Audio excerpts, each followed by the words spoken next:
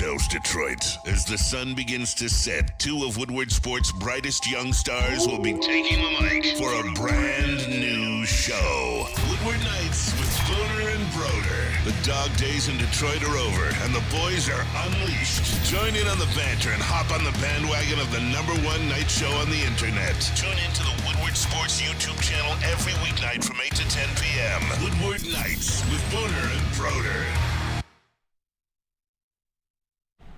Welcome into Woodward Nights with Booner and Broder on the Woodward Sports Network. Appreciate all of you guys tuning in here. Beautiful Friday night. Game day is tomorrow. We are back for game day, man. I don't even know what is this. It's like Christmas Eve. I don't even care about Christmas Eve. Actually, last Christmas Eve I cared about because I'm in Rod St. Brown gave me a nice little present. But this is like the real Christmas Eve. The Detroit Lions play football tomorrow versus the Dallas Cowboys. And for a potential 2 seed. Michigan Bama on Monday. This is a preview for all of it. Yeah. It is. I'm so excited for this weekend. I'm so excited for this show. It's a big week. And if you guys didn't know, breaking news, announcement, whatever you guys want to say this is, Woodward Nights, we will be live on Monday night for the people directly after the Michigan game. We'll be doing a full 2-hour show.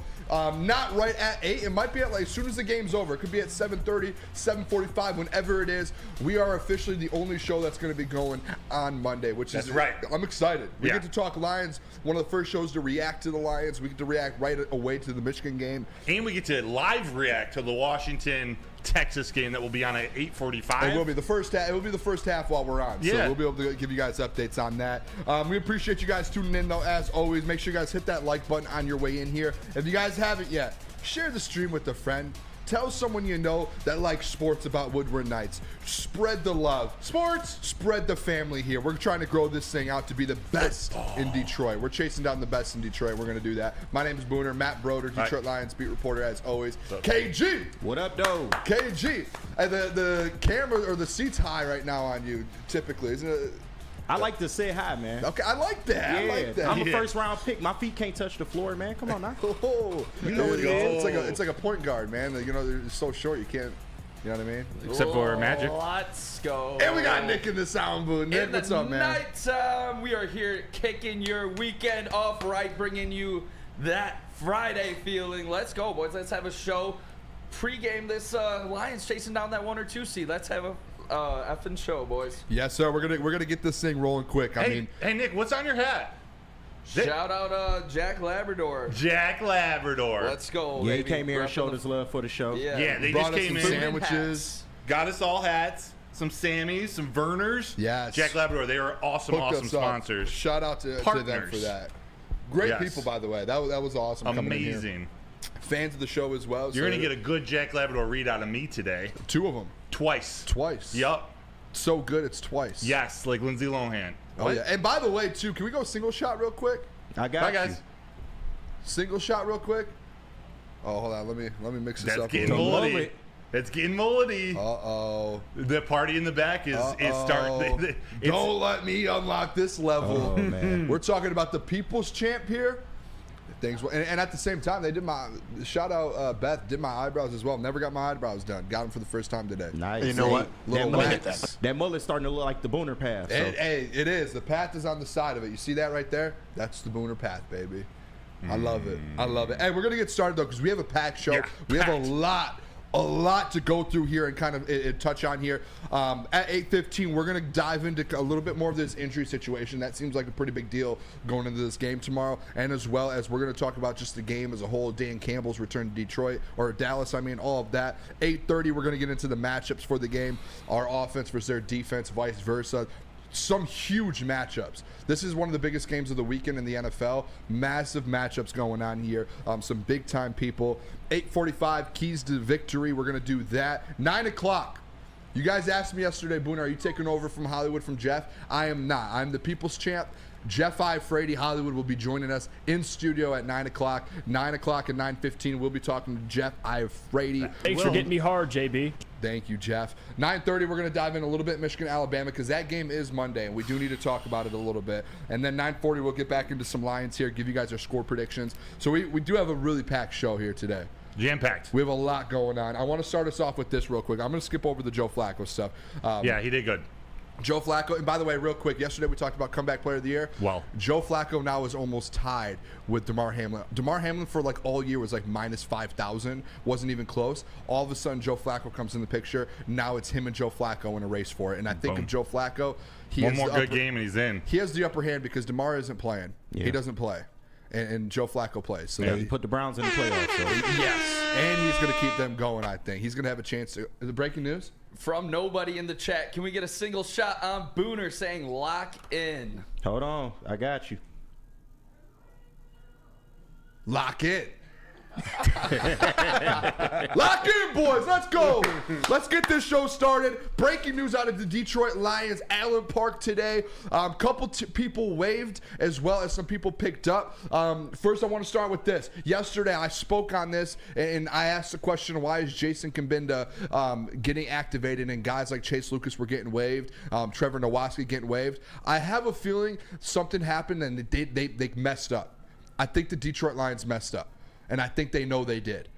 What's your I think Jason Kabinda, like the fact they waived Jason Kabinda today, and then yesterday they activated him. And yesterday when they activated him, they cut Chase Lucas, who's a big part of special teams, and they cut Trevor Nowatzki, who as well is a big part of special teams. That is not a biased take of being able to going to school with him. That is a legit thing where he has been a guy on special teams that has helped this team. And the fact they cut Jason or waived those two guys yesterday to add Kabinda, and then today they just turned right around and waived Kabinda. And I know they had to get him badged on the roster. They had to do different things. Very fishy.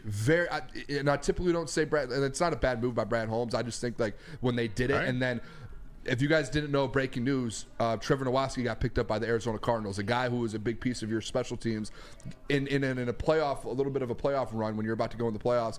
One of your depth pieces there gets picked up. like Starling Thomas the fifth, Yes. or fourth, and when you're V? like, especially when you like have that group and you're trying to get that special teams right, and you finally start to find a guy like Chase Lucas and Trevor Nowatzki who are making an impact, and then all of a sudden you cut them. And then one gets picked up, and then the next day you waive the player you waived them for. That seems There's some strategy that we don't know the full answer. Like I'm interested. I don't even know if we'll get it if Brad Holmes isn't on the podium next week, which I don't expect him to be. But there's something a little odd. There's some strategy that we don't know about because Yes. they definitely didn't want to lose Nowatzki. So there was a reason they put Lucas and Nowatzki out there.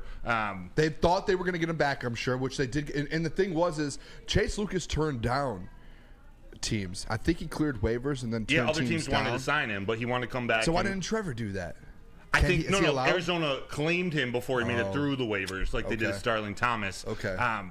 How much would that blow? Like you just win an NFC North title with the Lions. Now you have to go. Hometown as well. Yeah, now you are on the Cardinals. Yeah, I feel bad, and it was just a bad situation.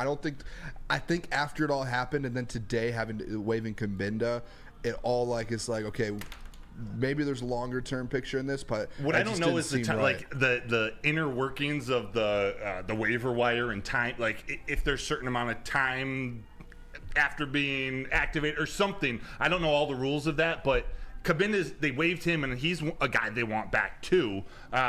So I don't know why they wouldn't have, activated him and just released him, because a fullback, it's much easier. I believe it would be much easier for a fullback to clear waivers. Well, because guess what? You're going to find out because he's going to clear waivers, I'm sure, yeah, within there are the only next like 24 hours. 9 or 10 teams in the NFL that use a fullback. Yeah. So I don't know why. If that's possible, that's the thing. I don't know if the timeline, like how it all works, if that's even would have been possible. But that's what they're expecting. They want him back too. But yeah, I'm just very Bummer. interested. I thought it was, and if you guys didn't see, Chase Lucas re-signed with the practice squad, so he was able to come back. It was just a lot of weird things. Typically, you don't see that out of them. But yeah, Trevor Nowatzki was waived the other day, and then he got picked up by the Arizona Cardinals. Chase Lucas was waived the other day. He went through waivers and then ended up declining other offers to come back to Detroit, stay on the practice squad, and kind of finish out, as his agent said, finish out what he started here in Detroit, which is awesome. Shout out to Chase for that. And then Jason Kabinda, that was the big one today. We talked about it on the show all day, and he got waived out of nowhere. And like Corey said, and Corey Berry said in the chat, all I do know is that none of these guys are difference makers.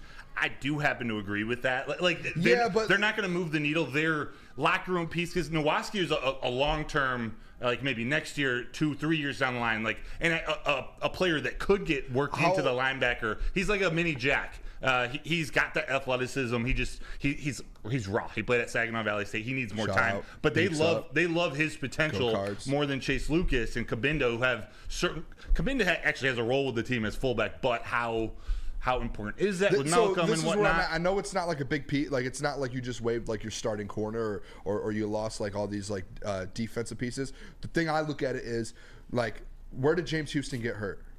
Special teams. And that was because they didn't have the depth at the time. Like, they needed guys like James Houston playing special teams. I saw Jack Campbell on special teams a couple weeks ago without Trevor Nowatzki. I saw Rodrigo out there. They play a lot of starters. They're very unique with how they But when do you have the special depth teams. like Chase Lucas and Trevor Nowatzki, it takes some of those other guys off the field if those guys can play at that level to where you could trust them. That was what I looked at this. And then as well as when you have that depth on defense, if Kendall Vildor or Khalil Dorsey, some of those guys that go down, you have a Chase Lucas ready to go, and that's just kind of where things went with that. So I don't think it's like a huge deal, especially on defense or anything. Yeah, it's just more so like depth to me. Yes, especially heading into the playoffs. Yeah, 100%. But depth is their problem. Like they got roster spots they got to open up. So Brad Holmes made some decisions. I'm rolling with him and hoping this all works out. I'm assuming it will. I'm sure Brad knows what he's doing. I'm not going to question him. I just was like a little confused on kind of went down in Allen Park with that. Oh, yeah. It's going to get interesting, though, because this is going to happen the next couple of weeks. You're going to see guys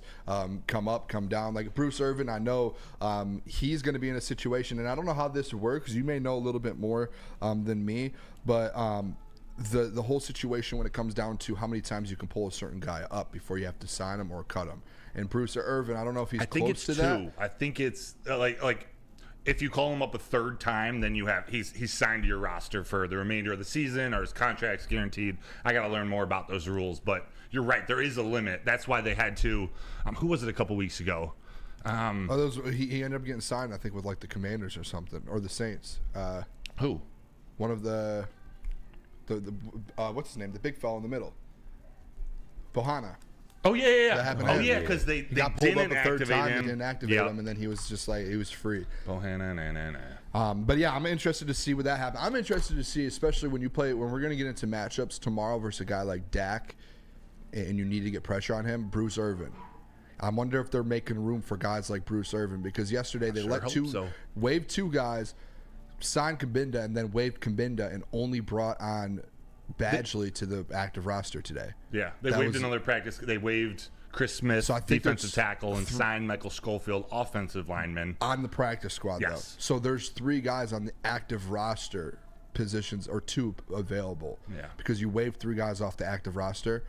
We'll see. And you only added Badgley. So there's going to be 2. I think Bruce. Yeah, it's got to be Bruce Irvin tomorrow. I think. Because Badgley's already signed, and Bruce, and then maybe. Or Alualu may be back as well tomorrow. I'm interested to see what they do, actually. Yeah.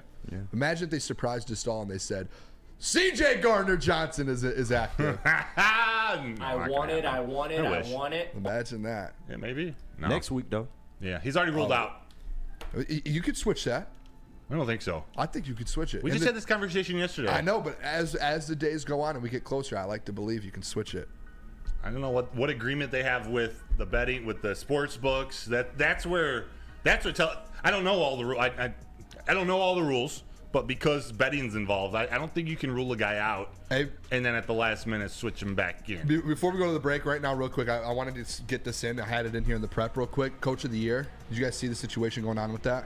Where's that now? Because Kevin Stefanski. Yeah, it's idiotic. Minus 260, minus 285. He's in first right now. No way. Dan Campbell plus 400. It's trash. That's a joke. It is a joke. It's you know what it reminds me of? It's like for the last when Detroit teams start to get good, they start like how national media just disrespects. Like that's what's happening with Stefanski should clear number 2. He's already won a sure. playoff. Like he already did with like the line like.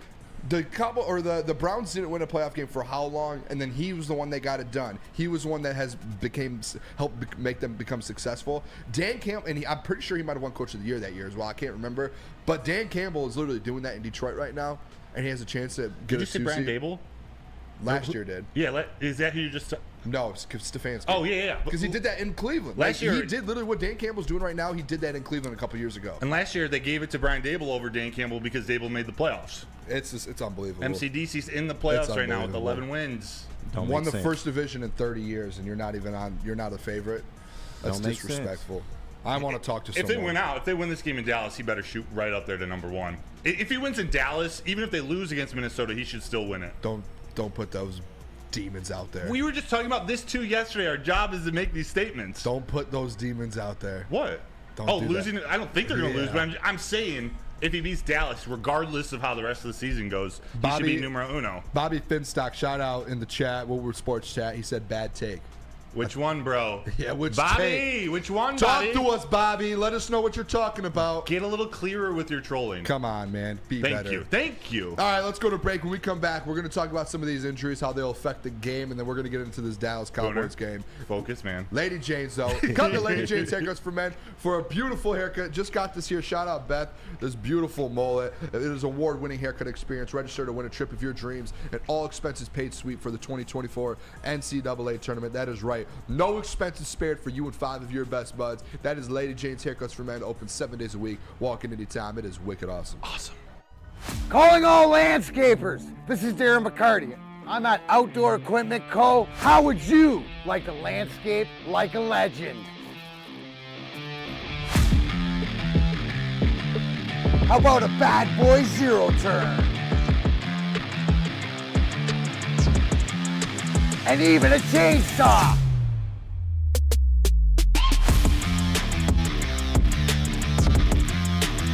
And even a weed whipper.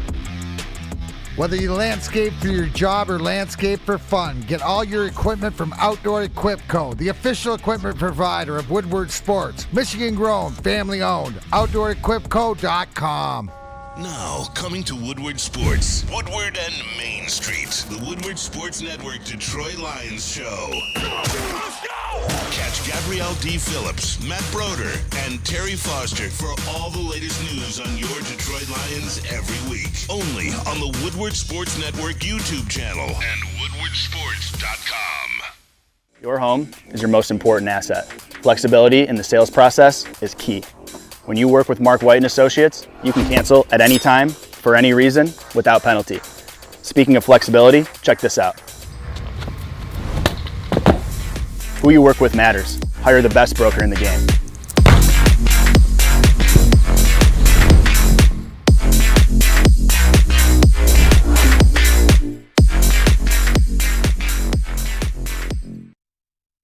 Join Woodward Sports and Long Drink live every home game for the official Lions VIP tailgate party. We host it in Eastern Market, shed number 5, and it's always a bash. It starts usually 9:30, leads up until game time. We got food, we got drinks. It's an amazing experience. Come party, come tailgate, come get ready for this game with Woodward Sports. Just get your ticket at Bullseye Event Group. Bullseye. Shout out Bullseye. Shout out Long Drink. Two great place and a great drink. Shout out Jimmy King. Jimmy King. Yeah, shout out. Oh, on your shirt? I was a little confused. The Fab Five. I'm working everything backwards. No, shout out the Fab Five. I did coach against Juwan Howard in his first game back at Michigan. Fun fact. All right, welcome back to Woodward Nights with Booner and Broder on the Woodward Sports Network. We got a packed crew for you guys here today. If you guys can, hit the like button for us. Remember, if we get to 175 today, that will finish out the week for me to give away another free $15 parlay. Hey! I already have one. I already had some people message me. And if we hit it again today, we hit 175 likes. And if we don't have enough people in the chat, everyone go tell someone to tune into the show, and we will hit there and we'll get this. We'll get it. We'll get it by the end of the show. Hit that like button. Let's get into this though, Broder. Yes. I'm gonna come to you a lot on this segment. Because it's injuries. You were in Allen Park. We talked about it a lot. No, it wasn't. Not today. Nobody was. No one was. I mean, yesterday you were around, and we talked. We actually did a segment on it yesterday, but I wanted to kind of double down to remind the people what's going on with this game tomorrow, because it is such a big game and huge. The injuries has kind of been the big thing for the Lions all year. The number one thing, and I think the biggest question for a lot of people, is the Lions have to go up against one of the best receivers in the NFL, CeeDee Lamb, and at the other side of the ball, your quarterback one, Cam Sutton, right now is questionable. Injury out of nowhere, a toe practiced all week, and then last practice of the week, Excuse me. No, you're fine. It just popped up, and it was just toe. And, like, typically, if it's just out of nowhere, I'm like, okay, maybe, like, an illness, like, rest. I don't – but, no, it's a real toe injury. No one heard anything because you guys didn't see him out at practice. No one even realized it. But he is questionable for tomorrow. You said here during the break that you feel like he's going to play. I feel like as well he's going to end up suiting up and playing. He's one of those dudes. Yeah. But he's tough. especially a on the road at Jerry's World, I don't see him not playing. No. Didn't Rex Ryan used to coach the Dallas Cowboys? So a toe injury going into a former Rex. Maybe he's at the Jimmy Johnson unveiling. You know, Rex likes feet. Oh, I do. Yep. Yeah, so that is I don't know. Maybe there's something to do. But no, I do think Cam's going to play. I don't know that for sure, but I don't see him missing this game. This is super important for the Detroit Lions. This is a game they're taking as seriously as any game on their schedule. So I think any player that can play without the risk of serious injury, I think they're going to, and I think that's the expectation. Also, I think that's what these players are made of. Like that's part of this team. Like it's guys who want to be out there as long as they can. And I think it's so big, like this defense.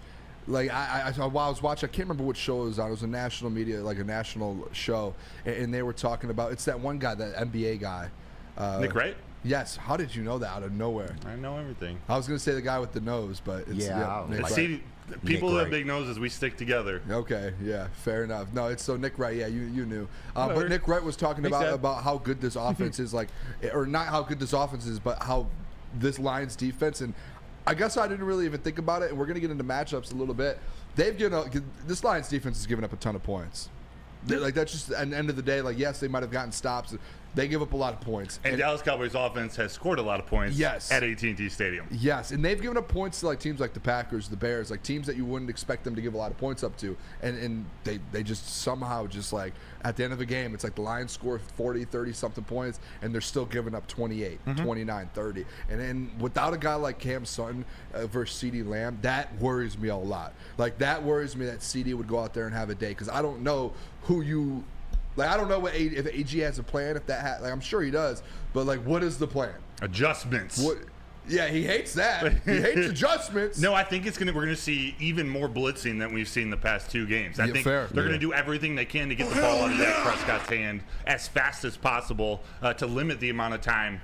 Khalil Dorsey, Kendall Vildor, and Jerry Jacobs, who's back in full go, healthy. They're gonna try to limit the amount of time that Dak Prescott has in the pocket. So I think we're gonna see a lot more blitzing, like up a notch. I think we're going to see linebackers blitz, although Tony Pollard, as we get into the game, we'll talk. Tony Pollard is pretty good out of the backfield catching the ball. I do see Anzalone getting to the quarterback this game. I see Brian Branch. Like they're going to do some scheme. They're going to scheme up some stunts with those two. KG. Hey, real quick, why do you think it took so long that AG started blitzing? Because it seems like the more he started blitzing, the more success the defense started to have. Why do you think it took so long for him to make that adjustment?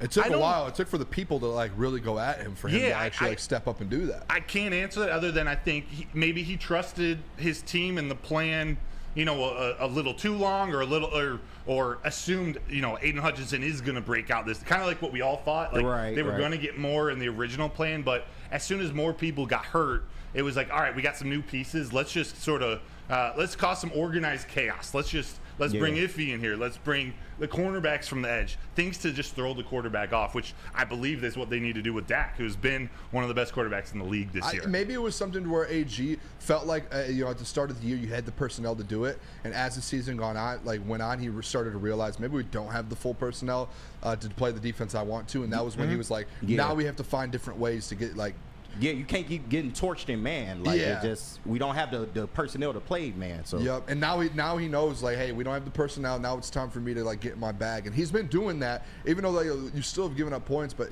they've gotten big time stops. Yeah, and especially down the stretch of some games. Yeah, and the key to these last two games has been their ability to stop the run. Like Nick Mullins passed for a ton of yards, but that team was one-dimensional. Like that's why Kirby Joseph was able to get his 2 picks. It's okay as long as a quarterback is throwing for 400 yards. You need to force turnovers. Like if you're going to shut down the run, you got to, and they're going to pass. That's where your ball hawks got to go get the ball. That's where takeaways come into play. What I don't think people like in national media, like Nick Wright was talking about how the Lions give up a lot of points. Like I don't think people realize if you don't watch these Lions games, like I talk about this all the time, and we talk about these statements to where the Lions aren't a team that wins with their like the Browns. They go out there and win games with their defense. Now they have Joe Flacco, who's helping them a little bit, but the Lions have always been a team that they're going to score 30-plus points and beat you like that. Yeah. So in a game like this, it doesn't like affect me to where like national media that doesn't watch these games, they're going to look at the stats and throw statements around that they don't really know, saying like, oh, the defense is going to give up 30 points and they're going to lose this game. It's like, yeah, they might give up 30 points, but go look at what this offense does in those games, because Jared Goff and this offense, like, they're going to go put up 40 points and beat you if they have. Like, they're going to find a way to stay in the game and win. So that's why I like this defense. It doesn't, like, they're going to stay in the game and they're going to keep you in there. It might come down to, if I'm going to be honest, this has happened a lot. Lions defense is going to have to get a stop in the very last possession to win this game.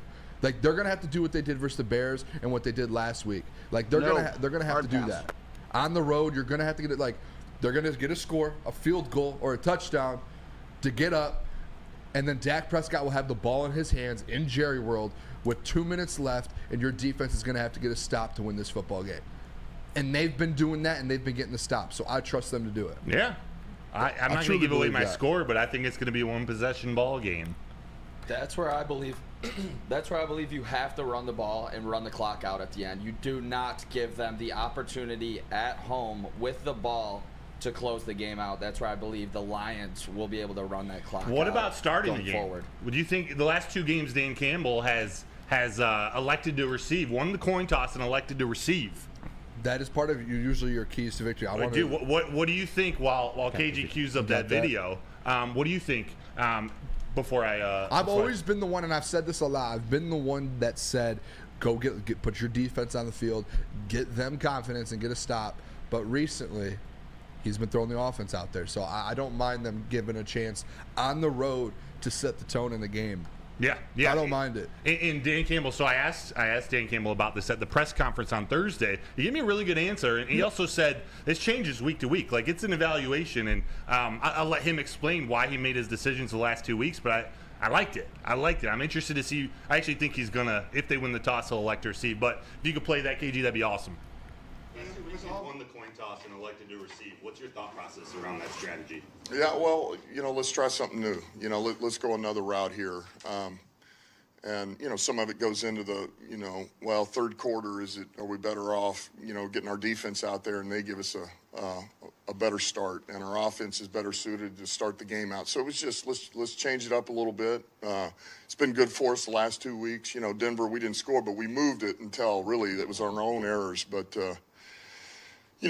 it's been a good thing, and our offense has been pretty good, especially on the road. We don't really, I do feel good about our guys don't get frazzled. It's an experienced group. So the crowd noise, you're getting the ball first, all that, I feel like we're in a really good place. Golf's in a good place to where we're, for the most part, unaffected by that. So it was like, why not start out with the ball if we win the toss? Game-to-game basis, or most of the time I'd like to defer, but I just felt like these last two games, let's give this a go and change it up and see what it feels like. I want to say this with that, because that was a great point, great questions by you.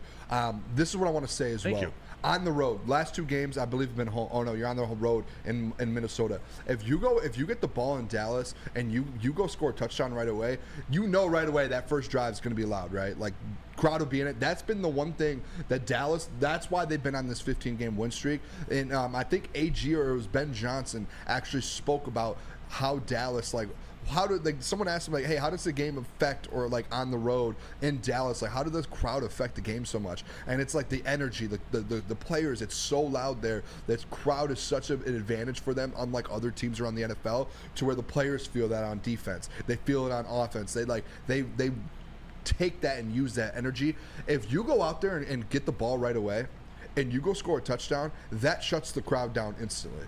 That sets the tone. You have a chance, even if you don't score right away, you just get a field goal, and you move the ball and you kind of dominate them up front. It shows the whole crowd in Jerry's world, this team's legit. We're in for a battle. And I think if you're able to do that right away, I get the whole defensive thing, and I was on that as well. I was the one that says, get it, let your defense get hot, get a stop, and then go score. You can get the ball back and to start the second half. I just think, if we're being honest, if you can figure it out to where you get the ball to start the half and to end the half before they get it, and Dan's done that the last 2 games. That's what he said he likes to do. That is his preference, and it's these last 2 games he changed it up. And I love the thought process of, all right, this offense, they played together before. They're an experienced group. Like, when you're at the most vulnerable, when that crowd is the loudest, especially when you're on offense, like, he trusts that offense out there. Not that he doesn't trust the defense. That wasn't part of his answer. But he trusts those veterans, those experienced guys to be able to communicate. And that's going to be huge. Anytime you're away, that offense, that's when the crowd's the loudest. So you need to communicate. That's also why it's so important to have your offensive line, those 5 guys all healthy, because they have such a good communication relationship with each other. It's huge. Huge. Yeah, I think they should just go out there. If they win the toss, get the ball. Yeah. And I think you saw it the last 2 games. They've won both games, and they've set the tone early. Even though they didn't score, you set the tone. That is, it's huge. It's very big. We do have to hit break, though. When we come back, make sure you guys stick around because we're going to get into the matchups here. I put on a lot of notes, actually. You guys probably all see it on your paper right now. I did a lot of different notes here when it comes to these teams. Very interesting to me, some of these. I was shocked by a few of them, and I think the Lions, it's in the Lions' favor come tomorrow night.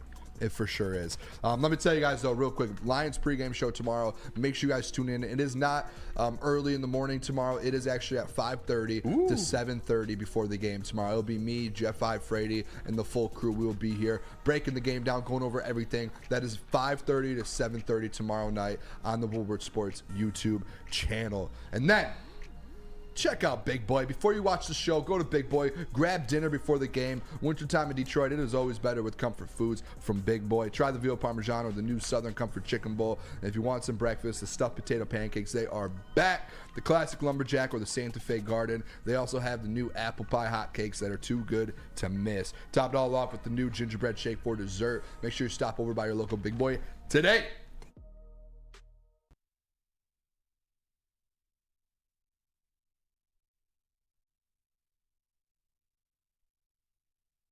Have you ever wondered where all the finest restaurants get their steaks? It's Fairway Packing Company, providing Michigan restaurants, hotels, and casinos with prime beef for over 60 years. But now you can buy these cuts of meat for yourself at the Steak Shop by Fairway Packing Company. Prime porterhouse, A5 Japanese New York strip steak, dry aged Wagyu beef tomahawk.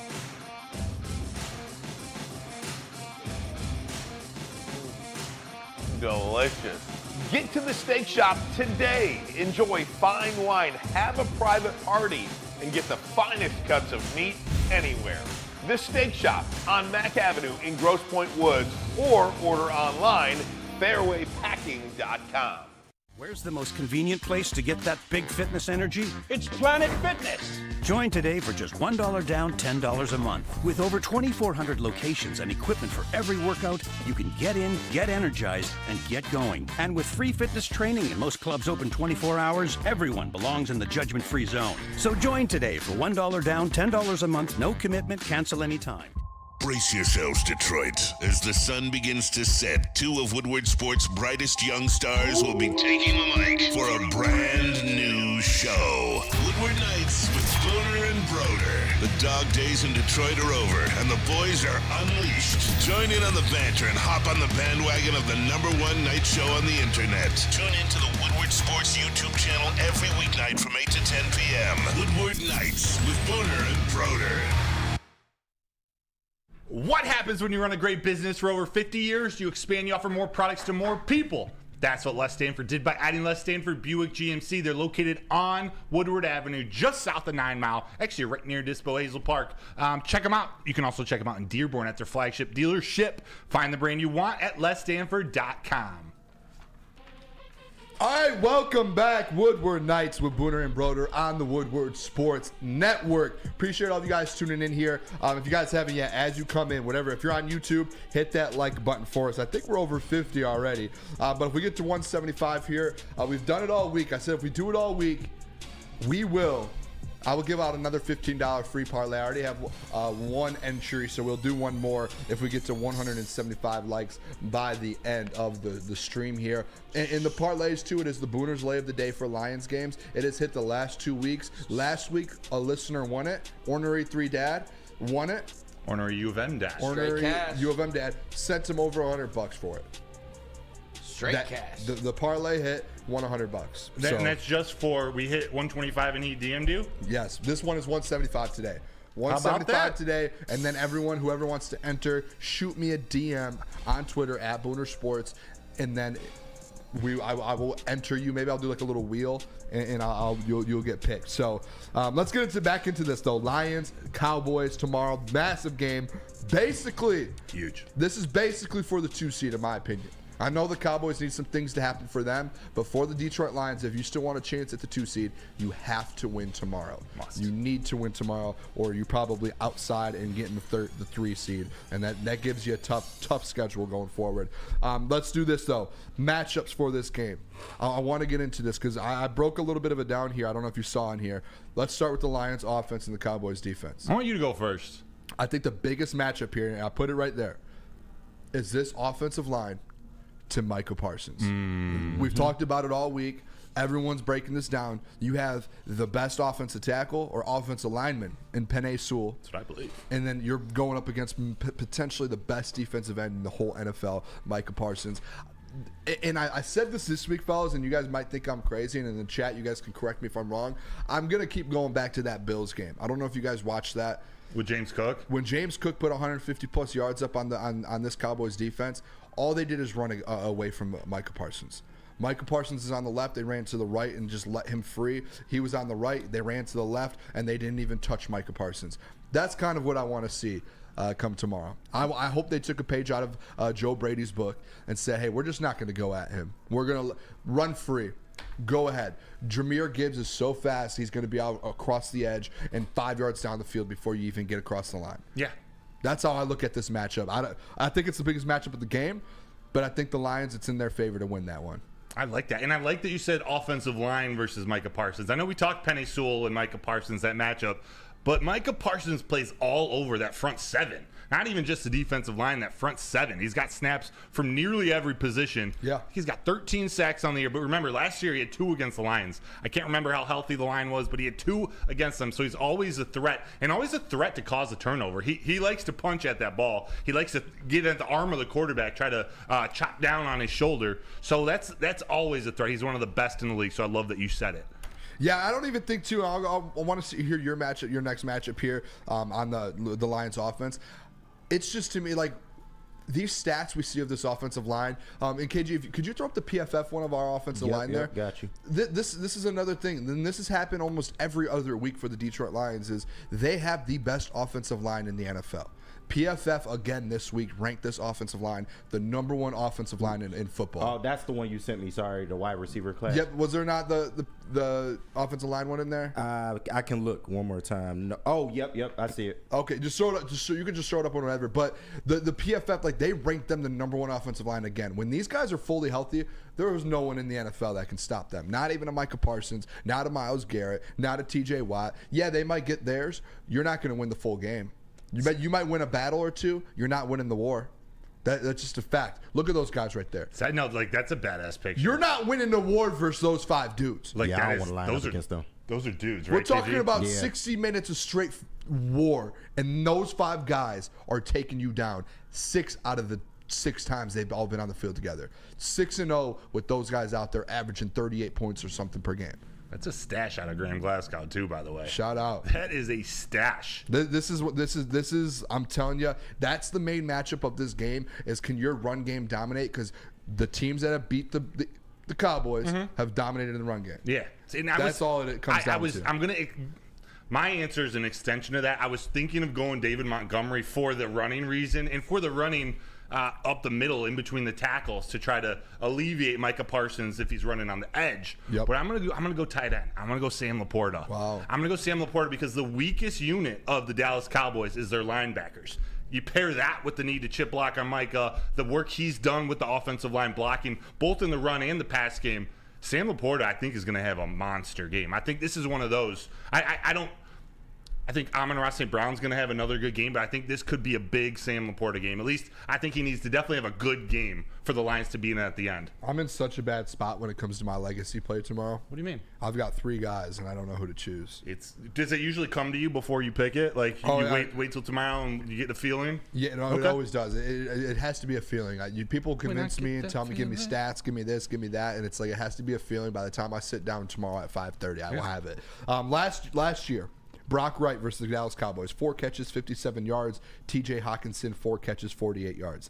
So those were the 2 of the top 3 receivers because Amon-Ra St. Brown went down. Khalif Raymond had 75 yards. So last year, even though the tight ends grouped together combined for over 100 yards and 8 catches. So a guy like Sam Laporta, this is one of those games where he might eat a little bit. I like that. How about it? A negative matchup, I want to throw this out there too, and I don't want to be very negative about this game because I don't want to put the bad vibes out there. I'm just very interested to see Jared Goff, this wide receiver core versus this DB group. Yeah. Deron Bland is Stud. 8 interceptions. He's been the best in the NFL at what he does. He broke the record or tied the NFL record for pick sixes, as well as Stephon Gilmore as well over there at corner. So he'll probably be on St. Brown and kind of moving around a little bit. But those are 2 dudes. They're dudes. And I know they don't have Trayvon Diggs, but they still have dudes in that secondary. And with that pressure that they could potentially get passing, Jared Goff has been known to turn the ball over with pressure and and he has. Of course he has. Like once he gets some pressure on him, he can't get the ball out. He has to get it out quick. Tip ball, bad spot. Like which NFL quarterback are we talking about again? Oh, that's right. They all struggle under pressure. Well, yeah, but Jared Goff is known to struggle. I'm messing with you, but you're right. It is a good matchup. And Deron Bland, he isn't just a turnover machine, which he is. He's got 6 pick sixes on the year. He's a very good cornerback. Like he's becoming a lockdown kind of guy. I think he's PFF. Take it for what it is. He's a second-rate cornerback in PFF. So he's the real deal. And the secondary is very good. Their defensive line is very good. Their linebackers are not so good. So Goff, when you see Deron Bland, he's got to be really careful with the ball throwing in his direction. I don't know if Bland's going to be covering St. Brown most of the game or if he's going to be on the outside with J-Mo. They could actually, on the J-Mo topic or Khalif Raymond, if someone like that who likes to take chances and go for pick sixes, he could be susceptible to a double move. Which the Lions, like I'm sure I'm sure Ben Johnson has gotten those guys like, hey, this is what we need to watch out for. That's why he's such a good coach. And a guy like Jared Goff, who's an experienced quarterback, he's going to know that as well. So that's a great matchup to call out. It's not one that I'm like.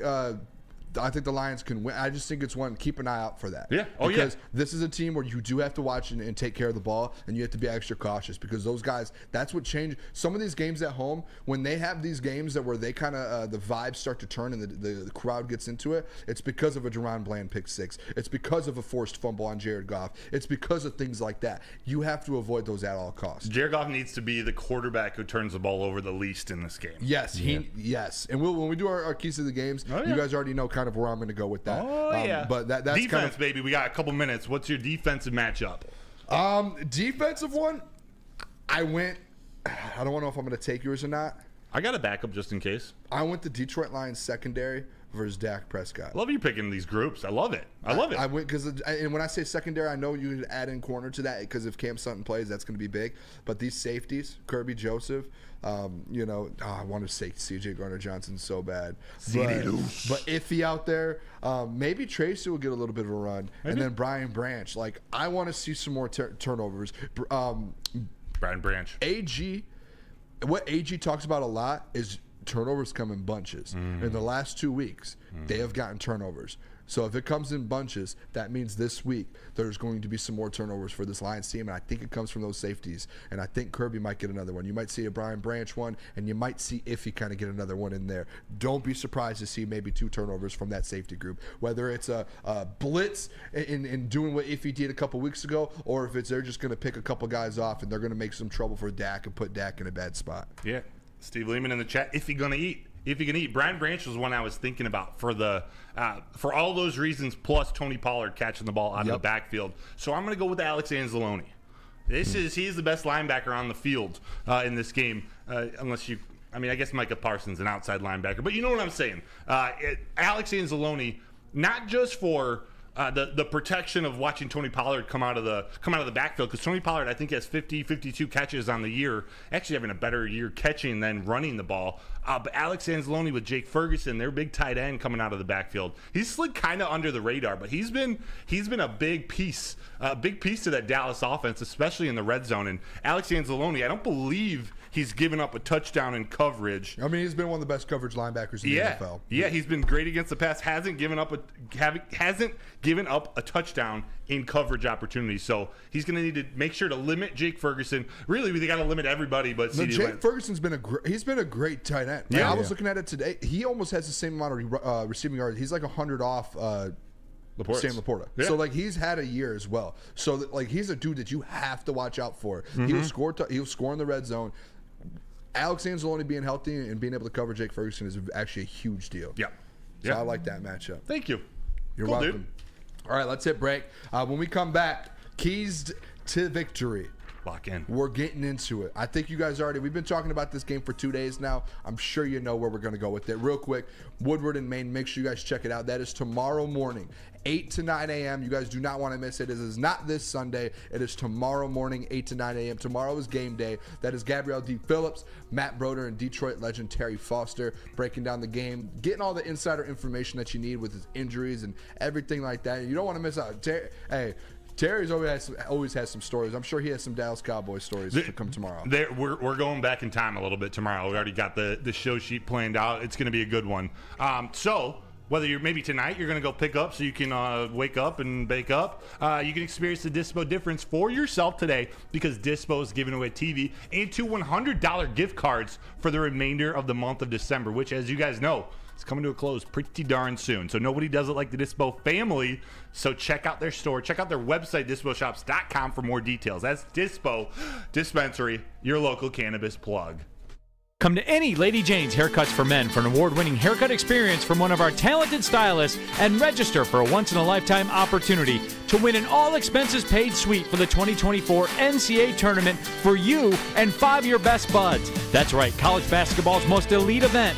You and your 5 best friends just get to any Lady Jane's today for an award-winning haircut experience and automatically register to win the trip of your dreams. Lady Jane's Haircuts for Men, open 7 days a week. Walk in anytime. Lady Jane's, it's wicked awesome. Woodward Sports' own Tom Mazaway and Sam Stick Day will be hosting our Lions postgame show after every Lions game all season long. Tune into the Woodward Sports YouTube channel for his hot-off-the-press takes, game analysis, and Kool-Aid sipping celebrations. You won't want to miss it. Join Maz, Stick, and special guests each week immediately following every Lions game, exclusively on the WSN YouTube channel. At work and at home, we're there with smarter security solutions. Featuring complete automation with customized alerts and more. For over 90 years, we've been the company that's been counted on to protect what matters most, all with personalized service and care. Right now, for a limited time, receive a free video device plus free installation with a new home system. Guardian Alarm. We protect Michigan. RIP to the same old Lions. Big thanks to Sheila, Brad, and Dan for putting them to rest. And guess what else? Guess what else has found the grave? The same old rock, paper, scissors. Jack Labrador has revolutionized that tired game with 2 new symbols and a franchise-changing 3-point play. Discover the action at jacklabrador.com now and find out why. Once you go Jack, you never go back. All right, welcome back to Woodward Nights with Booner and Broder on the Woodward Sports Network. Appreciate you guys tuning in here to the show tonight. Friday night, Christmas Eve for the Detroit Lions again. What is it? What's up? While Jack Labrador is up, it is actually jacklabrador.gg, not jacklabrador.com, jacklabrador.gg. My mistake? Easy mistake. I got to lock in. I've actually never heard of a .gg, but hey, there it is. Good game, right? Is that what that means? GGs? That's what we're going to go with. Or Or games? Grit. Grittiness? Grit. Something. Anyways. All right, make sure if you guys haven't yet, hit that like button. We are at 75 now. If we get to 175, remember, I'll do the $15 parlay. I'll add it on to the other person that I'm doing it for this week as well. So 175 for a free $15 parlay. Hit last week. One of the listeners that's actually in the chat right now won over $100 doing that. So we appreciate you guys a ton for the support and helping us out here. Let's get into this, though. Keys to the matchup. Keys to victory. Very big deal. Very big deal. Difference. What do the Detroit Lions need to do to beat the Dallas Cowboys on the road tomorrow? They are, by the way, too, I haven't said this on the show yet, they're 5.5-point underdogs. 5.5 is the upset It number. dropped to 5? I thought it was 4. I saw it 5.5 before the show. Oh, my God. 5.5, that's the upset number, too. I hate that number. If you see 5.5, though, always take the underdog. Money line. Sprinkle a little bit on it. That's a very well known thing. Learn that from Tom Mazaway. What is it? What'd you learn? The 5.5. If it's 5.5 underdog, you always take the money line for the underdog. Typically, that's like the biggest hit for money line. Interesting. Underdogs. KG was right here. It's currently 4.5 on FanDuel. So just want to put that out there. So it's moved today because right before the show it was 5.5. So it's moving. And there have been We're people moving, boys. I think some of the main Cowboys guys have been limited more. Well, I guess they wouldn't have practiced today, but question marks with Tyron Smith, a couple offensive linemen actually. So things are happening. Yeah, things are happening, fellas. By the way, Answer 14 already has all the keys to victory for the Lions. He just shared with us. He says, "Did he hear us on the break? Score at least one more point, then the cowbell." Oh, hey, and really, that's it. That's Simple all you math. got to do. That is, Broder, I'm going to let you go first. So can we get a little music in the background here for our keys to victory? Nicholas, Uncle Nick, Saint Nick. Don't call me uncle. My number one key to victory. What's yours, Broder? You can be Saint Nick around Christmas time. Old Saint Nick. Let's do it. Yeah. Little. I've talked about this before Booner. throughout the week. Actually, I think they talked about it last week, or maybe just in reference to how they played last week. They got to make the Dallas Cowboys one-dimensional. I think if they do that, they win. I think if they limit the ground game, which isn't as strong as many expected during the offseason, they signed Tony Pollard or re-signed Tony Pollard, Deuce Vaughn. I think their number 2 running back is out. I'm gonna pull up my Bible. Oh, you got the Bible. So you make them one-dimensional, then if you can make them one-dimensional, you can go after Dak Prescott. Make it as easy as possible for those cornerbacks to cover CeeDee Lamb, Michael Gallup, Rico. Got his last name, the second-year player, wide receiver number 2. I got the Bible here. I just want you guys to know I've got this Bible. It says here, to your point, Broder, the Dallas Cowboys, 115 rushing yards a game, 12th in the NFL. Okay, so not bad, but if you take that away, that's top 15, right? You take that away, and now they just can only pass the ball. Yes, take Tony Pollard out of the game. Love it. What's yours? See what happens. Mine, I'm gonna go back to the back to the old dog here. We're going back to the I don't know, bad bark. Shout out. There's no such thing. I'm gonna do this. Turnovers. The Dallas Cowboys. They are the best in the league at taking care of the ball. They are ranked first in the NFL with 13 turnovers on the year. They do not give the ball away. If you can find a way to put Dak in positions to lose the ball, if you get a strip sack, give your team a couple possessions extra on the road, that's the game. And I say this every week, and I know it's like, Booner, you keep saying the same thing on Fridays. I think this is one of the biggest things, and I'm going to say this throughout this whole playoff run. I'm going to say it next week. I'm going to say it the week after. I'm going to say it if they're in the Super Bowl. You have to win the turnover battle in the NFL to win football games. You have to. You talking on both sides of the ball? I'm talking on both sides of the ball. Yeah. Jared Goff, take care of the ball. We've already talked about Deron Bland, Stephon Gilmore. They have guys who want to take the ball away, and they're going to do everything they can to do that. They have guys like Micah Parsons, DeMarcus Lawrence, who are going to want to go in there and take the ball away. You have to limit that. You can't give your turn. You can't give the ball away. You can't give this Dallas offense another possession. You have to find a way to take possessions away. And I think they do that. I think the safeties do it. I think if Bruce Irvin plays tomorrow, I think Aiden Hutchinson, you're going to see this defensive line get to Dak and potentially force a turnover. You have to win. Even if it's a 1-0 turnover battle, find a way to get your offense that extra possession. Because in games like this, when it's close, like if you end up receiving the ball to start, and in the first half, you can find a way to get your another possession possession, that helps you out when you're not receiving the ball in the second half. So definitely, I think to piggyback on that, this isn't my number 2 yet, but to piggyback, I think if you can force an interception for every 2 Dak Prescott touchdowns, so he throws 2 touchdowns, but you get 1 pick, or 4 touchdowns, we don't want that to happen, but if he does that, you need 2 picks. You need to win that turnover battle, especially with Dak in the air. I love it. But in terms of controlling, getting that extra possession or controlling maybe the field positioning, I think special teams is going to come into play huge in this game. I would even like to see Jack Fox, in warm-ups, maybe punt one up at that big old screen up there in Jerry's world. But I think it comes down to both Jack Fox and Michael Badgley, and obviously the coverage and the protection on it. But I think Badgley's not only needs to knock at least 1 field goal in. I think they got to go to him when they're in the, that range where do we go for it? I think he needs 1. Also, that special teams, he can't miss an extra point, or he can't have an extra point blocked. Yeah. And then on the other side, or not the other side, the other type of special teams, Jack Fox needs to pin them deep. You need to control the field position. The further back you can pin them, the better field position you can get when you're on offense, the better. Another kind of one I want to throw out here, a key to victory.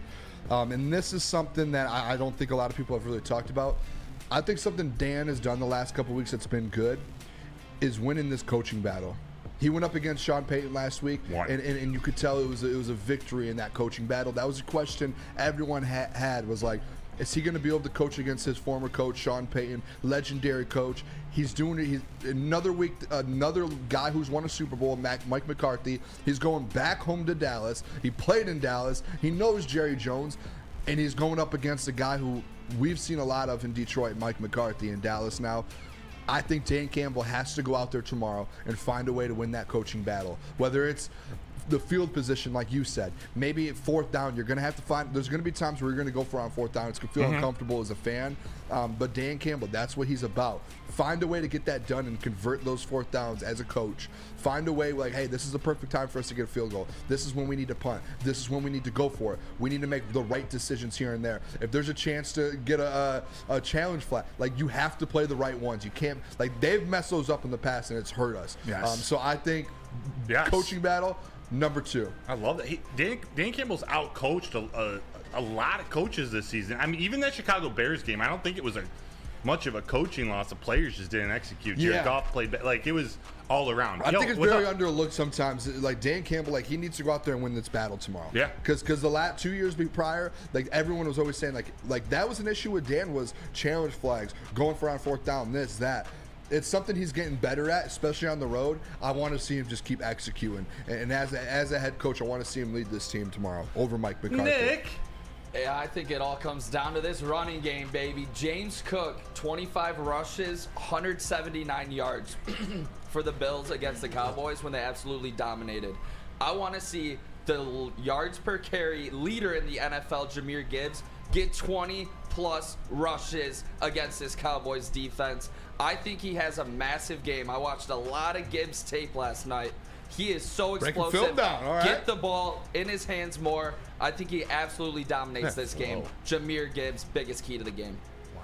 Hey, guys, they're going to win this game through play action.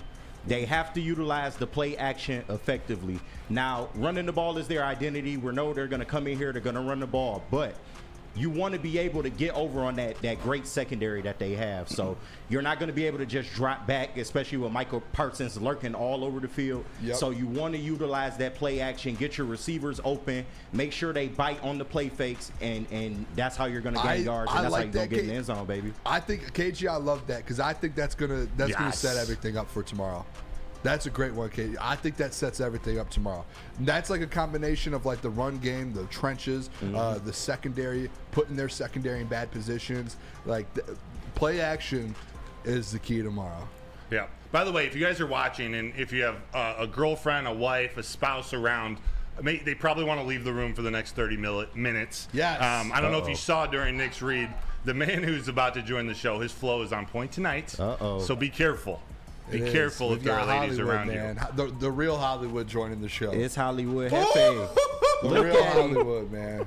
Oh, man. We're excited to talk to Jeff when we come back from the break. Do you have any more keys, or you want to hit the break? I'm good. Let's just hit break and come back. We'll go to break a little early here. Let me tell you guys about Hamlin Pub. Hamlin Pub, have you ever wanted a bar where you are a regular? We have just the place for you. Head over to one of Hamlin Pub's 7 locations and experience where everyone is a regular. Whether you're enjoying half-off pizza on Thursdays or game day specials available during all sporting events, Michigan sports events, that is, and NFL games, Hamlin Pub is the place to be. Make sure you visit the location today and experience your new favorite pub for all things sports. How would you like to win not one, but 2 vehicles of your choice? One for you and one for your wife, your girlfriend, or your best bud. Get to Lady Jane's today for an award-winning haircut and automatically enter for your chance to win. Courtesy of Les Stanford Buick GMC of Ferndale. Lady Jane's, open 7 days a week, walk in anytime. It's wicked awesome. Brace yourselves, Detroit. As the sun begins to set, 2 of Woodward Sports' brightest young stars will be taking the mic for a brand new show. Woodward Nights with Booner and Broder. The dog days in Detroit are over, and the boys are unleashed. Join in on the banter and hop on the bandwagon of the #1 night show on the internet. Tune into the Woodward Sports YouTube channel every weeknight from 8 to 10 p.m. Woodward Nights with Booner and Broder. Now, coming to Woodward Sports, Woodward and Main Street, the Woodward Sports Network Detroit Lions Show. Let's go! Catch Gabrielle D. Phillips, Matt Broder, and Terry Foster for all the latest news on your Detroit Lions every week. Only on the Woodward Sports Network YouTube channel and woodwardsports.com. We've just received word. The world's cannabis supply has vanished. The public is outraged and has taken to the streets in response to this tragedy. The individual responsible acted alone, and we can only hope they will make things right soon.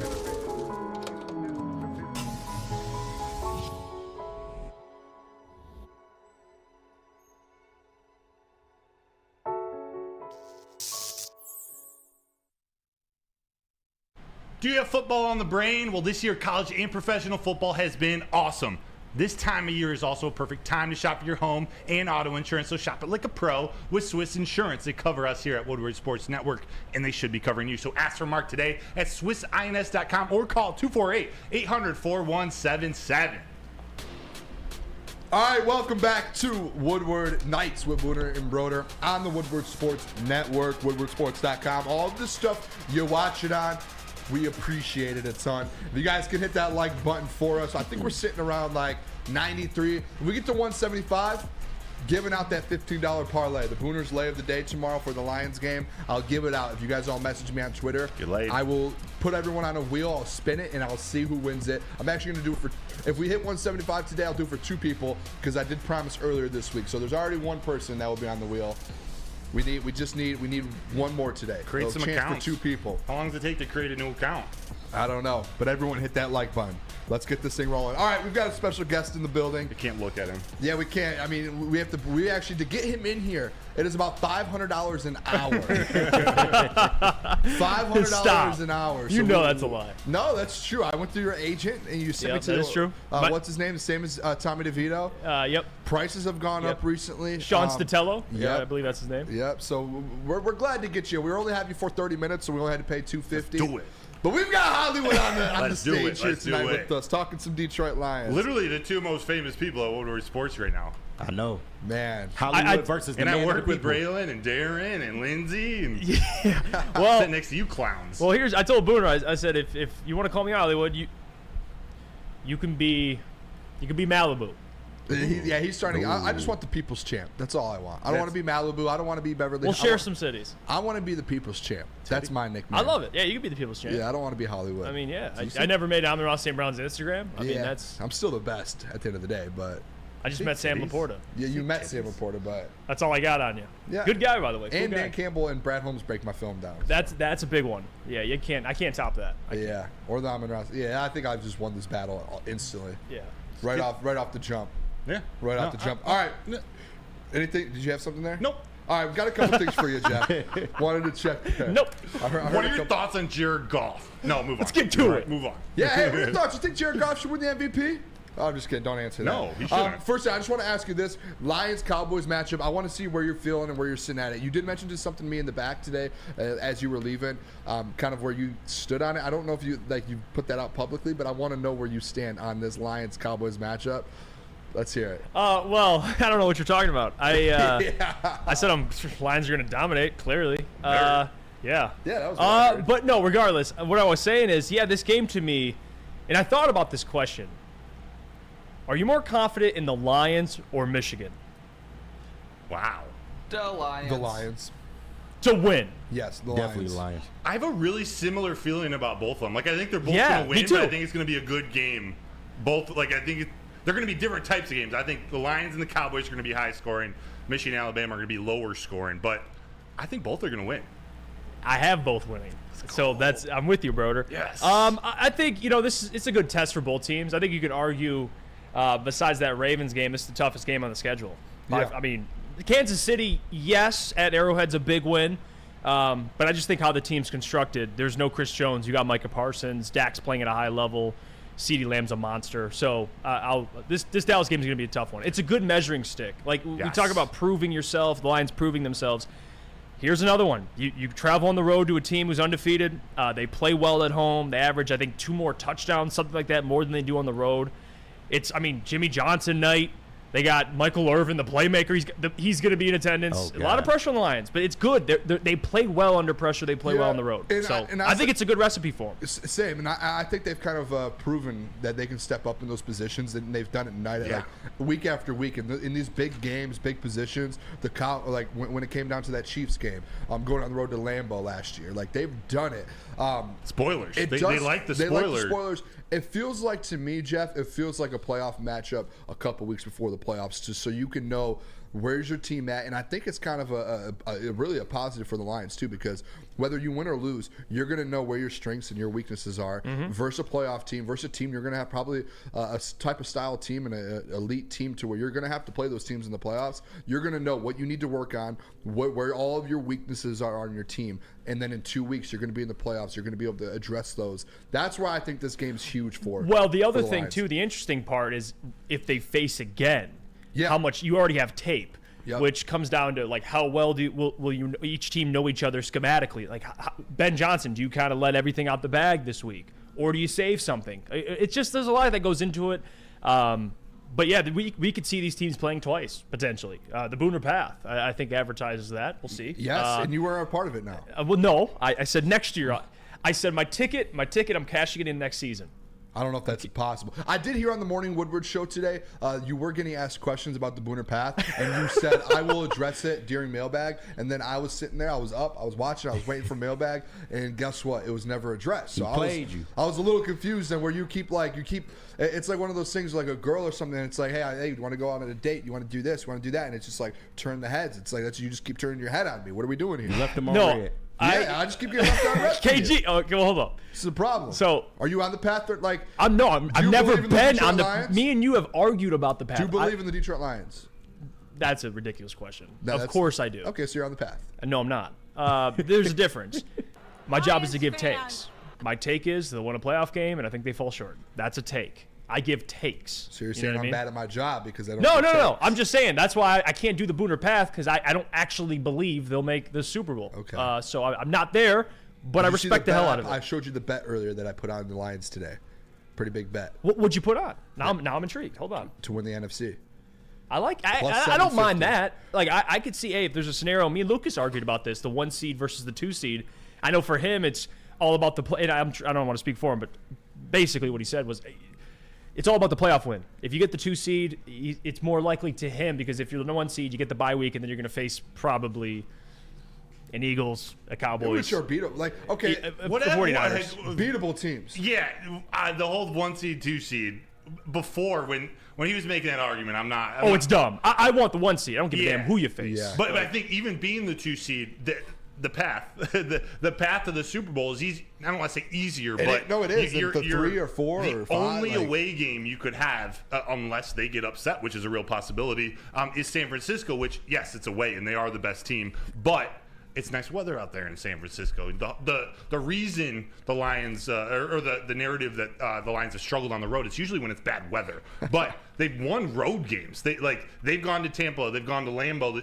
As long as they're playing in decent weather, I'm not as worried. But yes, it is the San Francisco 49ers. Tyler Chevet in the chat said Jeff is an anti-Pather. Oh. No, he's not. Yeah, see how the narrative until next year. Broder, I'm not gonna let that happen. He's not anti-Pat. I want to ask you this. I mentioned this on the show yesterday, and we all talked about it a little bit. And we no, it has to do with this.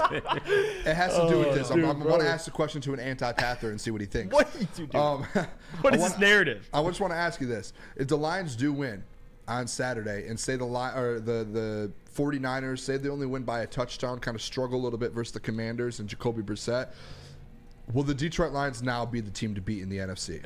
And I broke it down very nicely to you. I told you in the back here, and I wanted to go around the building and talk to a couple anti-Pathers. You were one of them because you're like at the top. You and Easy are at the top of the anti-Pather list. The anti-path narrative is ridiculous. Gaslight. Yeah, that's what I'm saying. See, look at you. You got your own team sticking up for me. All right, they're helping at least trying to help out. Yes, because they see some they smell some BS here. All right, Okay, I'm not. I apologize. I'll take a couple steps back. There you go, Booner. Appreciate you. Thank you. Gotcha. I'm not an anti-pather. You said this to me earlier, and at first I was like, the team to beat. Right away, you said no. By the way, you were like, no. Yeah, no, because no, it no. just doesn't. Listen, these players know. Like the 49ers aren't the team to beat. Like you think the Ravens coming after that big win? What do you think they're saying? They beat the Lions earlier. You think they feel the same way? Like, you know what I mean? Like they beat the 49ers. How do you think they celebrated versus when they beat the Lions? Yeah, I just think I get what you're saying because they're one of the hotter teams in the NFL. I get you. That makes sense. I just think despite the record, we've seen teams in the past have great records, but the 49ers are stacked everywhere. So when you talk about the team to beat, to me it's them. But the Lions, the team with the biggest hype, Dan Campbell, I get that. I mean, if you want to make that argument, so go ahead. This is where it is, and I think I think the argument's actually pretty good with it. It's like the 49ers, the Lions lost to the Ravens by multiple score, got blown out, and that was like, oh no, the Lions aren't real. 49ers go lose to the Ravens. Same thing, get blown out, and it's like, oh no, that was just a fraud. That was just that didn't count. It's still the 49ers. And that's where I'm like, okay, wait a second. It happened to both teams. The 49ers lost multiple offensive linemen, and it could be out for the next few weeks, even the playoffs. Brock Purdy, and I get he was hurt, but he was benched in the fourth quarter. Whether you say there's issues or not, there was still a 2-possession game. You have the ball, and instead of going back to Brock Purdy when he gets cleared, he goes to Sam Darnold and says, we're going Sam Darnold. So there's a little bit of slippage there to where you could say the Lions can beat them, and the Eagles have been struggling.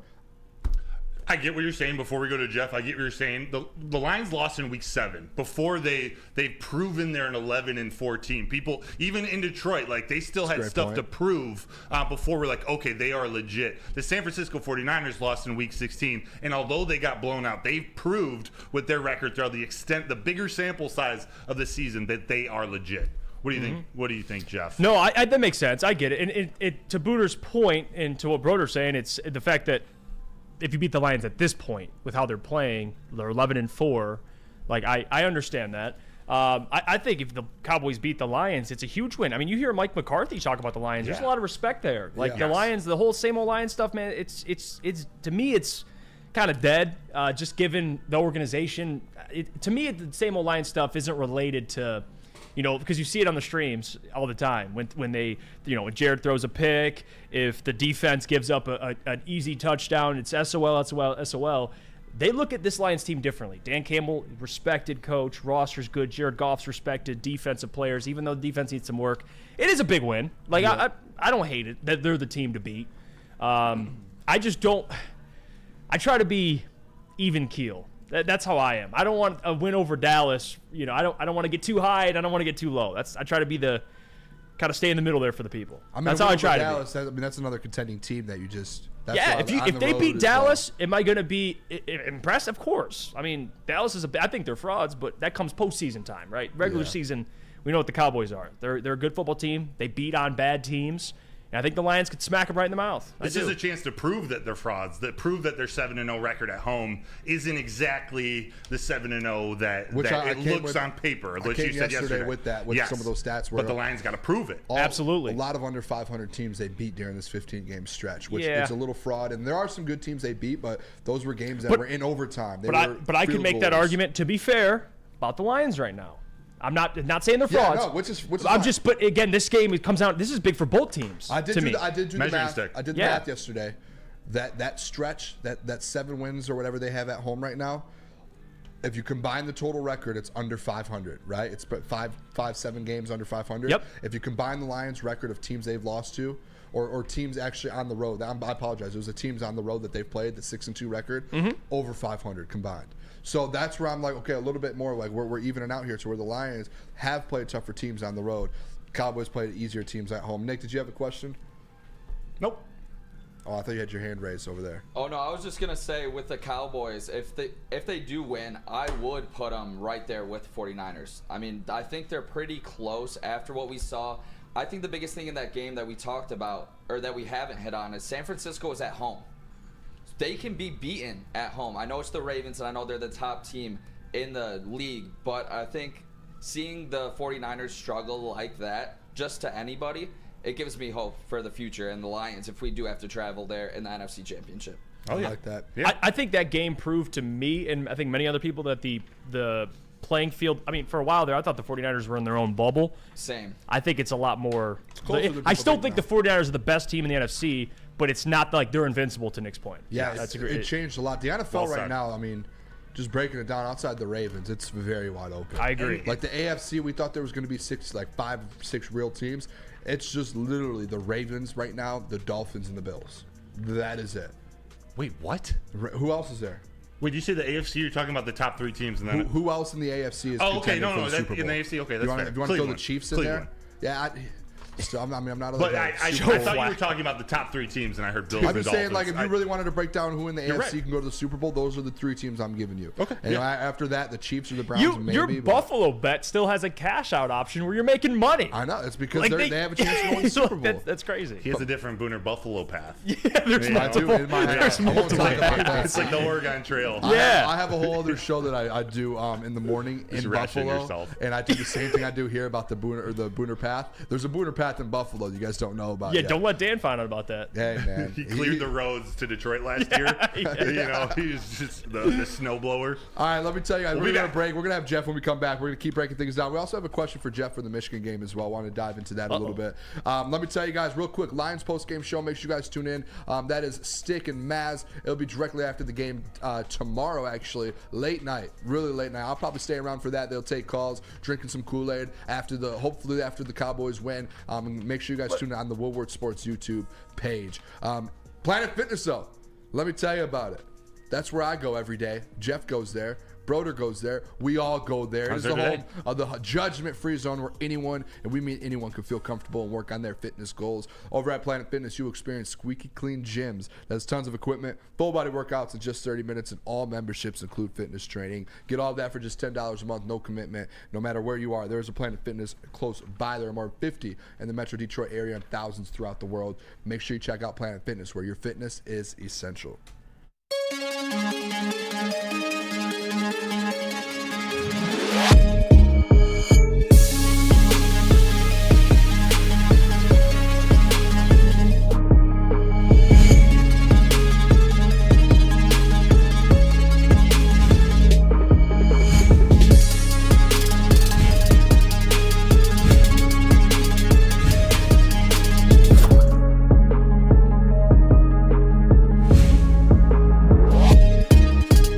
Savor the heart of home at Big Boy with our all-new down-home comfort dishes. Feast on home-style goodness with our Southern Comfort Chicken Bowl, veal parmigiana, and apple pie hotcakes. The down-home delight doesn't stop there. Potato pancakes are back. Dive into the richness of our perfectly crafted potatoes with our classic potato pancakes and our stuffed potato pancakes. Top off your meal with our new gingerbread shake, a seamless blend of creamy vanilla and sweet gingerbread flavors. Nothing beats the comforting taste of down-home cooking. Enjoy every bite, only at Big Boy. Join Woodward Sports' own Jeff Iafrate, along with special WSN guests for the most anticipated Lions season in decades. Filled with different surprises and expert analysis. You're not going to want to miss out. Go to our Woodward Sports YouTube channel on Sundays and tune in live from 9:30 to 11:30 a.m. Give your pet the best, and that means going to Premier Pet Supply, because they're hands down Michigan's best pet store. They got the same prices and all the convenience of the online and big box retailers, with one major difference. They're family and locally owned and operated for over 30 years. They got 60 brands of food with nutrition experts to help you. They got same day, local, curbside, and home delivery. Premier Pet Supply. Give your pet the best. www.premierpetsupply.com. I'll be All trying right, to get you welcome the back. Young Money. Woodward Nights with Booner and Broder on the Woodward Sports Network. Goal! That was a replay, I'm pretty sure. This Move on. man, Broder, dude, he does it all the time. I love that. He does it all the time. I think it was a replay. Look at, yeah, they just showed it again. It's like deja vu. Last time I was here, we were watching Red Wings game. Yeah, it was Broder is known for his fake goal I'm celebrations. so excited. Goal! It's unbelievable. It's the world's best cup of coffee. Hey, appreciate you guys tuning in. Hit that like button if you haven't already. We are... It might be a real goal. It was a goal, by the way. No, it wasn't. Yeah, Broder's right. Well, it was a replay. Woo! Hey, yeah, let me get my mullet out there. Woo! Yeah, that's right. I love this new mullet, man. Hey, you changed since the mullet. You know what changed me? Yeah, you changed. It wasn't the mullet that changed was. me. I got the mullet, and then things started happening for Changed, me. man. It was crazy. Once I don't people know. started, Amon Ra saw the mullet, it was like, who's this kid with the mullet? Man's been acting different Booner. since the mullet. I have not been out. I'm Booner, man. Come on. I'll I'm never kidding. change. I'm kidding. I'm always Booner. Hey, hit that like button for us if you haven't already. Let's get the likes up. If we get over to 175, we'll do the, you guys can message me, and I'll put $15 on for one of you guys in the chat here for Booner's Lay tomorrow. His hit back-to-back weeks plus 600. So there's that. I'm hot right now when it comes to Lions football. 13-0 the last 2 weeks. Hit both parlays the last 2 weeks, and the legacy plays are 12-1. We're wasting time right now. We've got Jeff Iafrate, Morning Woodward Show host, Hollywood, in the building here. Jeff, want to ask you this too as well.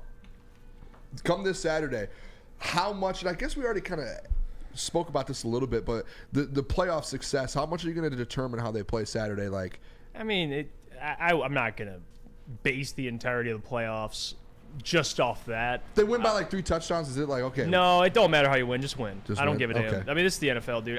You win by 3, you win by 1, 2. It don't matter. Win an OT, still a win. That's I mean, fair. They're not going to look back and see. Especially versus a team like this. Yeah, you're not going to look back and see 13 and 4 and say, well, they won an OT versus the Cowboys. Well, in that case, though, then our Ravens loss isn't that bad. It's bad, but no one's gonna. It's a loss on. It's a loss, and at the time it seemed like drastic, brutal, man. But they've picked up their game since then. Yeah, and still been through some tough stretches, but they're a different team now. Let me ask you this: you think the 49ers are gonna lose their first playoff game now because they got blown out to the Ravens? No. So, to me, it don't like the Eagles. They're struggling. I think that's concerning because it's a longer sample size. Can I take my no back? But no Jonah Jackson against the Ravens. Can I put an asterisk next to my no? If they have the 1 seed, I think there's a chance they lose their first playoff game. Who? The 49ers. Oh, I see what you're just... Because their first playoff game could be versus... Oh, another Red Wings goal. Oh, wow. 4-3, baby. Shout out the boys, man. Wings are rolling. That Wallman again? Shout out the boys. Jake Wallman again. Do the gritty. To take the lead in the third period, Jake Wallman. You guys see me hit the gritty? Let's go. I know you guys saw that. Now that defense needs to step up. Lions in that, right? Time to step up. What were you just asking? I would just say with the 49ers, like if they have to, whoever has the 1 seed is going to have to play the Eagles or Cowboys most likely in that second round, potentially. So that's where I'm like, okay, maybe there is a. Hey, who knows? The Eagles could figure things out, and if they have a good, first round game, and you get into a rhythm, you never know. That offense can still be really good, and defense has players they just have blown. You just got to make it in the playoffs. Yeah, that's all. Like look at the Giants last year; they were 9-7, and they beat the 13-win NFC North winners, the 13-4 Vikings. Frauds though. What? Well, yes, but still, as long as you're playing your best before the playoffs, you're good. Oh yeah. Yeah. Did you have anything for Jeff here with the Lions? No, I just want. Was there any key matchup, like any player?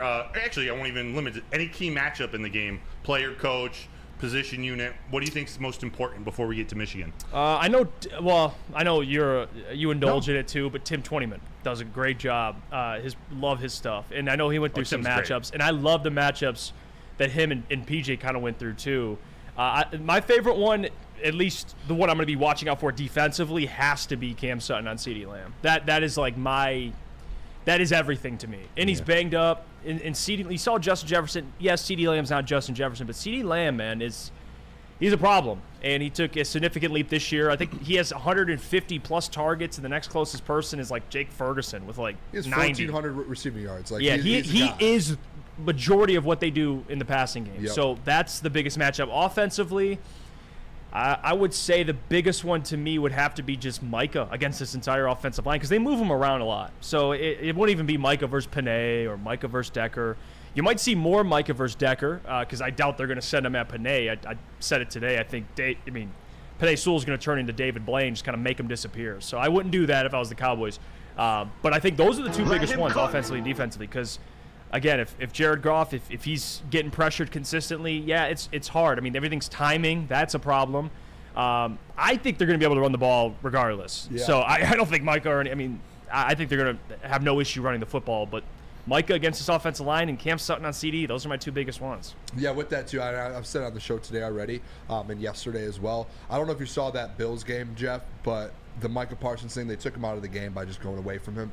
And he had no chance. They didn't even block him. They just honestly, I said left this. Him free. I said this today. This might be aggressive. Run right at him. Like seriously. That, yeah. Run right at Micah Parsons. I guess it depends on how Ben Johnson, like what he feels more comfortable with. Because the Bills, they went opposite and they didn't even block him. Like I remember they broke the game down, and it was every play they just said, "We're leaving you wide open. We're going as far away as possible as we can of you." And they ran for 250 yards on that. Because I don't think Micah Parsons is a great run defender either. Like he's an elite pass rusher. Yep. But he's not a guy that plays both at an elite level. That's why. So that's why it's like benefits the yeah, Lions. make him work. Like run it. And again, like you said with the Bills game, they doubled him a lot too. Yeah. And that's the Bills offensive line. Like you got Jonah Jackson and Taylor Decker. Like that's a problem. Good luck.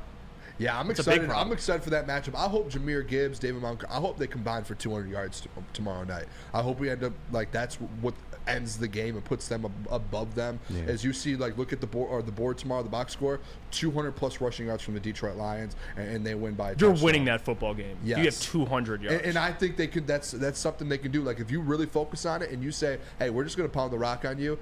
This is a Lions team who they could do that every game if they wanted to. Right. Like we know they can do that. They decide, obviously to put the ball in Jared. What KG said, play action, because it opens everything up. But I think they could pound the rock and go for 200 on them. It's weird. The strategy of the Lions and the Wolverines should probably be pretty similar. I mean, that's the bread and butter of the Wolverines too. When you think about it, they're kind of built similarly in terms of offensive linemen. They use the run game, play action, although J.J. McCarthy turns the ball over more when they use play action or more turnover-worthy plays. They got to run the ball with Blake Corum and Donovan Edwards, get those guys involved. Yep. What are you interested in this Michigan game, Booner? First of all, I want to know with Jeff, too, where he kind of stands on this, because this whole Harbaugh-Saban thing, I think it's going to come down to this coaching matchup. I said the same thing. And I think that's what it comes, because we know kind of Harbaugh, as much as people do go at JJ a little bit, he can sling the rock. And I know he's only thrown one touchdown in however many weeks. And I listened to Saban actually yesterday on my drive home from Woodward Nights.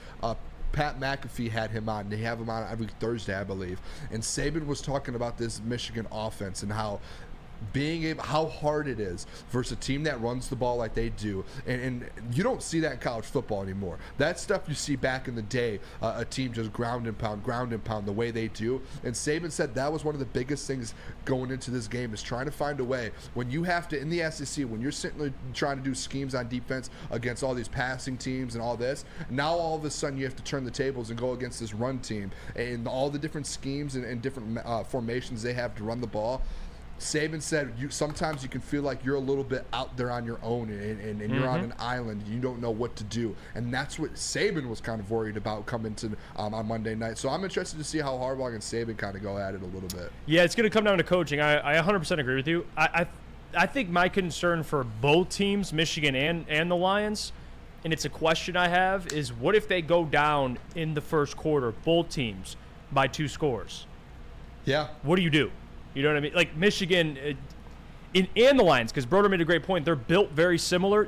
They both have an identity. It's running the football, and then everything's based off of that. Like Broder said, Lions, Jared Goff's one of the best, if not the best, in play action, so it's a little different. But it's the same thing for the Cowboys. Like, if you go down 14-0 to the Cowboys, like, I'm worried because you saw it against the Bears on the road. They ran the ball really well, but you got down so much you just had to bail on it. And that's not a recipe for success. Same for Michigan. So that's probably one of the things I'm paying attention to for both teams. It does worry me, too, because remember last year, TCU, you get down a lot. Michigan got down a lot. They were able to come back because of JJ's arm and the weapons they had. And that TCU secondary is not an Alabama secondary. Right. Alabama secondary, they have athletes. They have 5 stars. They have the best players in the country. Kool-Aid McKinstry. Yes. Yeah. So if you do get down, if Michigan finds that they end up getting down 2 touchdowns early, it's much harder to come back from that than it was last year versus TCU when you had a chance. That's where I'm at with this, and I think right away in Michigan, you have to make a statement right away. You have to. To hit on that point, Booner, Dallas Turner, elite pass rusher for Alabama. Yep. If we do get down early, they're just going to let him loose, and that's one of the biggest keys to the game for me. Got to be able to block Dallas Turner and not put JJ in a bad spot. Yeah, he's spot on. Like, same for the Lions, too. Micah Parsons, you get into these situations where you got to bail on the run, and you're passing. You make Jared have 30-plus, hell, 40 pass attempts. Like, that's a problem. Yeah. Like he said, Dallas Turner, Micah Parsons for the Cowboys, like, it goes for both teams. Which is why it's so important to run the ball so you avoid 3rd and long. You want on those first 2 plays, whether it's a run or a short pass, to at least get to 3rd and 5, 3rd and 4, so they can't just send the hounds. Because you still have J.J. McCarthy, who's got maybe his biggest weapon, although I think his arm is underrated. Maybe his biggest weapon is his leg. So if you can find a way to catch him off balance, get him rolling out, he's also a very good thrower on the run. So you want to see him make some plays, but we don't want a shootout. Alabama probably wants to turn this into a shootout. They want to use their wide receivers, who I think have it's like the biggest average route run. Like they try to push the ball down the field. Michigan needs to play their game. They need to be slow, methodical Big Ten football. I don't know if Alabama can stick with them for that long. One comment that I heard this week, shout out Big D Energy, Neil said this a couple days ago. One comment that kind of, I was like, what are we doing, was he did say Michigan isn't great against quarterbacks like Jalen Milroe. And if you look at the last 2 years, like, they haven't really won. They haven't really played guys like Jalen Milroe. Yeah. But if you look at guys, okay, we want to talk about mobile guys. Who in the Big Ten is really mobile? None. Not really anyone. The only person the last 2 years you could say has any, and I don't even think he was extremely mobile, was a C.J. Stroud. Yeah. Max Duggan last year was really mobile, wasn't like extremely mobile as well. So that's where it's like we really haven't seen Michigan versus Jalen Milroe type guy, in my opinion, since this defense has been like that. And that's the biggest key to me is Alabama, if you want to really break this down, they have not, and you could say Georgia, yeah, they beat Georgia in the SEC championship game. They haven't seen a defense like Michigan's defense yet, in my opinion. And Georgia's defense this year wasn't the Georgia defense of the past, I feel like. And Michigan's defense this year is similar to the Georgia defenses in the past, which you saw the last 2 years. Alabama lost to Georgia the last 2 years because they couldn't handle those defenses. That's where I think Michigan actually has the advantage, to where they have that type of defense that Georgia put on the field the last 2 seasons. Bama couldn't beat those teams. And I think Michigan's able to put that type of product on the field, the defense. We went to the game, and we saw that defense. They struggled to start, but when they're on all cylinders, that is the scariest defense in college football. Relax on the Georgia defense comparisons. Well, no, the Georgia one 2 years ago was the best ever. So I'm not saying that, but I'm saying they are the best in the country by far. And it's like, that's like when you have that, like, they're up there. This is the best Michigan defense we've seen in years. And your coordinator, I mean, Jesse Minter's, he's going to be an NFL defensive coordinator. He came from Baltimore. He worked with Lamar Jackson. He's going back. This is still by far. He's going back. He's an NFL. He's DC. a hell of a coordinator, Jesse Minter, man. He's a great coordinator. But to your point, though, about the defense, and by the way, the playing field this year seems like it's the most even ever. I mean, Michigan getting into the playoffs, it doesn't feel like when you face Georgia the first time, you're like, ugh. Like, agreed. Or even last year, TCU, they should have beat them, but, you know, it is what it is. This year, it's their best chance to win a national championship. And especially before you go to the 12. Yes, and to Broder, I think Broder mentioned this, too, with Milroe. They want to generate big plays. He has an arm to at least put the ball downfield, but here's the other thing is the kicker is intermediate, short. He's not great. Right. So as long as you're not allowing these big plays, and obviously his legs are another problem because he's had multiple 20-plus yard runs this year. I'm really not worried about him. He is their run game. So, again, no big plays, and that is including his legs because the guy can make big plays. That's a question I wanted to pose to you guys. Who is going to step up on this Michigan's defense to stop Milroe? Because Junior Colson in the middle, he's a good linebacker. He doesn't have Jalen Milroe's speed. I don't think he can hang with him personally. He's not going to pass any of these guys. Let's answer that when we come back from break. Great question, Nick. Let me tell you about Feldman. Am I going to tell you about Feldman? Yep. Yeah, cool. I'll tell you about Feldman. Because since 1996, Feldman Automotive has been driven to provide a fast, convenient, first-class car buying experience called the Feldman Advantage. They got 18 locations, so there's got to be a dealership in your backyard somewhere. Just visit feldmanauto.com to find the location nearest you and catch Jeff in the Morning Woodward Show and Big D Energy there every other Monday at the Novi dealership. That's why they're Feldman Chevrolet, Detroit's #1 Chevy dealer. But Booner, tell them Guardian about alarm, baby. Let me tell you about this beautiful, beautiful, beautiful defense, just like Michigan's defense. They have customized solutions from real experts. Our professional technicians, they take the time to recommend security and automation solutions that are specific to your needs. They have 24/7 professional monitoring. You can give them a call anytime, day or night, and know that a Guardian Alarm team member will stay on the phone as long as needed. Your safety and security deserves technology that has been proven to work and people who have been proven to care. Make sure for a great defense like Michigan, call that number above me. That is 1-800-STAY-OUT. Since the dawn of moving people, Chevrolet has led the way. The world of transportation is changing. At Feldman Chevrolet, we are leading the charge forward.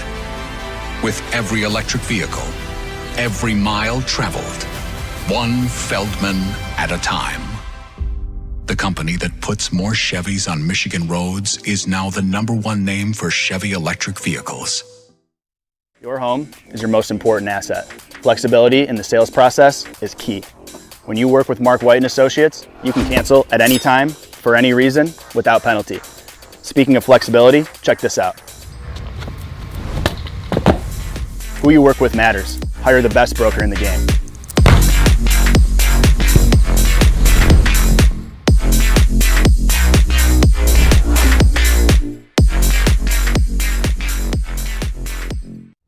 Calling all landscapers. This is Darren McCarty. I'm at Outdoor Equipment Co. How would you like to landscape like a legend? How about a bad boy zero turn? And even a chainsaw.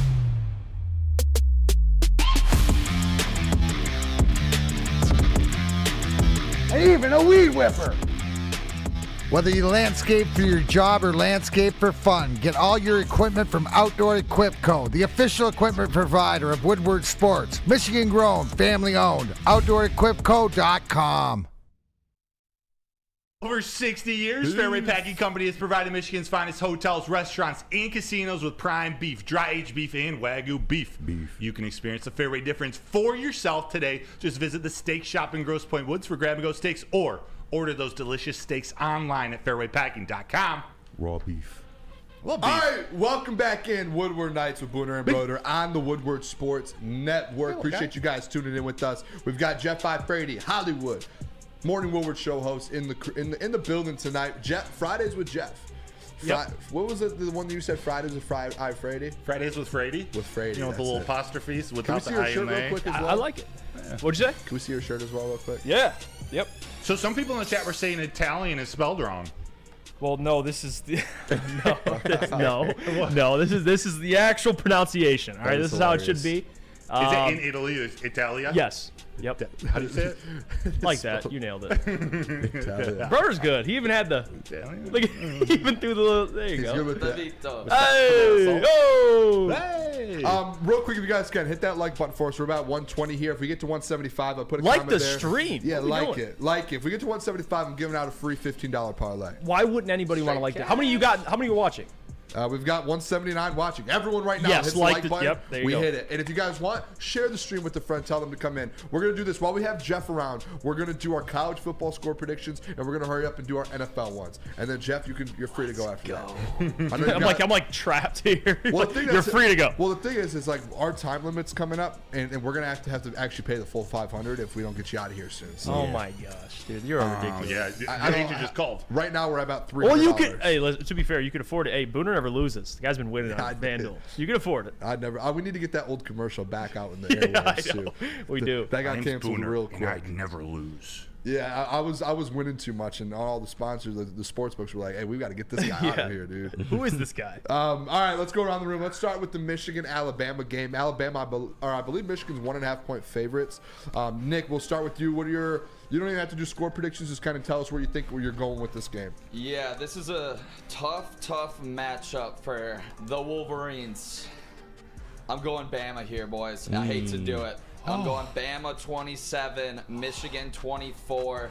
I do not believe that this Michigan team is built to go up against a Nick Saban team. I don't even love this Alabama team. Bro. But I think that they beat the Wolverines in the first matchup, 27-24. Don't bet with your heart, Boone. Bet with your head. Bama wins this one. Jeff. No, this is Jeff. Me. Who's the best gambler? Who's the best football gambler at this We are in network? this position to give takes. Actually, you do say it the best. So Nick? I'm going with my take here. I love Nick because he's right. I'm proud of you. I just laugh because he's like Alabama. Jeff, what up? The reason I hate it is because like no one's good. Hey, you're gonna. Hey, the horde's coming at you, Nick. Now. The reason I don't hate it. I really don't. The reason I hate it is because he picked the Ravens for the Lions. So like, Well, what are we he doing thinks here? he picks with He his. does, but maybe if he doesn't just pick with his heart, picks with his head. Maybe his picks are right, and he just jinxed Michigan. I prefer honesty. There you Thanks go. for being honest. I don't care. Lie Thanks, to me, brother. man. Stand Look on me it. in Stand your- on business. Nick, what was your final score? Look me in your eyes and lie to me. 27 Alabama, Michigan 24. Oh, dude, he picks a close game. You can't be mad at that. All right, Jeff, what do you have? This was tough for me. I almost went Alabama this morning because I prepped last night, picked a team, and then I switched it, and then it's been tough. Both of these games are to me like coin flips, to be honest with you. I'm gonna lean Michigan though, because I do believe they'll win. I think this is their year. I'm gonna go 24-20 though. Same with Nick. I think it's a close game, lower scoring game. I just think this Michigan defense, it's going to cause problems. I do. And as long as JJ take care of the football, and like I said before, with going down 2 scores, I think they keep it close. So Michigan 24, Alabama 20. KG, where you at with this one? Gentlemen, I got Michigan 28-23. I feel like this game is going to rest on J.J. McCarthy's arm, to be honest. This game is going to dictate a lot about his Michigan legacy, and also I feel like it'll dictate a lot about his draft stock. So I expect him to come out and have a good game. Alabama's expecting us to run the ball. They're going to game plan for it. So look for Jim Harbaugh to set up J.J. McCarthy and give him a lot of pass plays. So, yeah, 28-23 Michigan. I love that, KG. I love that. I think J.J. McCarthy is going to have a good game. Not necessarily a big game, but a very good game. I'm going Michigan 24-17 over Alabama. It's going to be slow. It's going to be gritty. Hey, sorry, I went first. We're going the same here. Hey, and I think on defense, in terms of containing Milroe, which is really the key to that offense, I think they have the athletes on that defense. Yeah. On the outside to stick with them, with Sanders still, Will Johnson. But I also think that defensive front, especially with the emergence of who's the guy right in the Kenneth? Chris Jenkins is one too. Chris Jenkins is great, but who's Kenneth Grant? Oh, Kenneth Grant. Yeah, I think getting pressure up the middle on a guy like Jalen Milroe, he can't step up and make those deep throws. He has 16 touchdowns, 1 interception on passes over 20 yards. So he's got an underrated deep ball. That can't happen. Broder, Bro, with the stats, man. That was just spit. I want to go with you guys here. I'm going to stick with mine because Broder had it. I'm going to stick with it, though, 24-17. The reason why, too, now I want to break this down here, is in Bama, we've seen these Bama teams be dominant. This is a different Bama team that you ever seen. One, because, yes, they might have dudes. They might have 5 stars. This offense isn't as explosive as we've seen in the past with Bama. Like, remember when they played Georgia? And the reason they lost to Georgia is because a guy like Jameson Williams went down. They don't have that offense that really clicks. And when you're going up against the best defense in the country, a team that holds teams under 10 points every week, week after week after week, It's going to be hard. As much as people think, you hear the name, you see the colors, you see Saban, as much as you think this offensive Bama is going to go out there and put up 20 points, they will not. They will have about 17 points, similar to kind of an Ohio State, a Penn State type of deal, where they're going to have 17 points. All Michigan has to do is get over 20, in my opinion, to win. And I don't think this is one of those deep Alabama defenses, again, just like their offense, that you've seen in the past. And I think this Michigan offense is going to be able to get to 24 here, win the game by a touchdown, and get out of there and go play Texas or Washington. And we'll go around the room quick on this one. Texas, Washington. I'll start us off. I have Texas 31, Washington 27. I like the Horns. I've been on them all year long. I think week 1 we did our picks, and I told Nick, and Nick knows this as well, is I went with the Longhorns, and I think he might have gone Utah, and I said Longhorns will be in the college football playoffs, and they are here. I think they beat Washington, and they're going to be in the national championship versus Michigan, and one of the biggest national championships of all time. The disrespect is crazy. Horns down. This is deja vu. Day. We can clip this. Give me Washington 38-35. You know who they just stopped? The #1 offense in college football. They beat them twice. Washington just kicked the shit out of Oregon twice this year. What are you gonna learn? They're gonna do the same exact Deja thing vu. to the Longhorns. The -4.5 is disrespectful Deja vu. towards the Huskies. Horns down all the way. I think Washington wins this one and gets to the finals. Michael Penix and Oduze, elite offensive unit, and I think they get the dub here. Yeah, that was really quick of you over there, Nick. Jeff? I rhymed. You know I had to get a little horns down. Well, yeah, but you've done this like 4 times this year, and every time you've done that, Texas wins. So I Oklahoma appreciate beat it. them, Boone. We have the receipts. Oh, 1 for 4. Love it. Jeff? Boone, the points you made, they were cute. I'm not gonna lie to you. I didn't make any points. I made 0 points. I said, let's do this game quick. Texas 31, Washington 27. No, it was next. cool. Like I enjoyed made it. 0 points.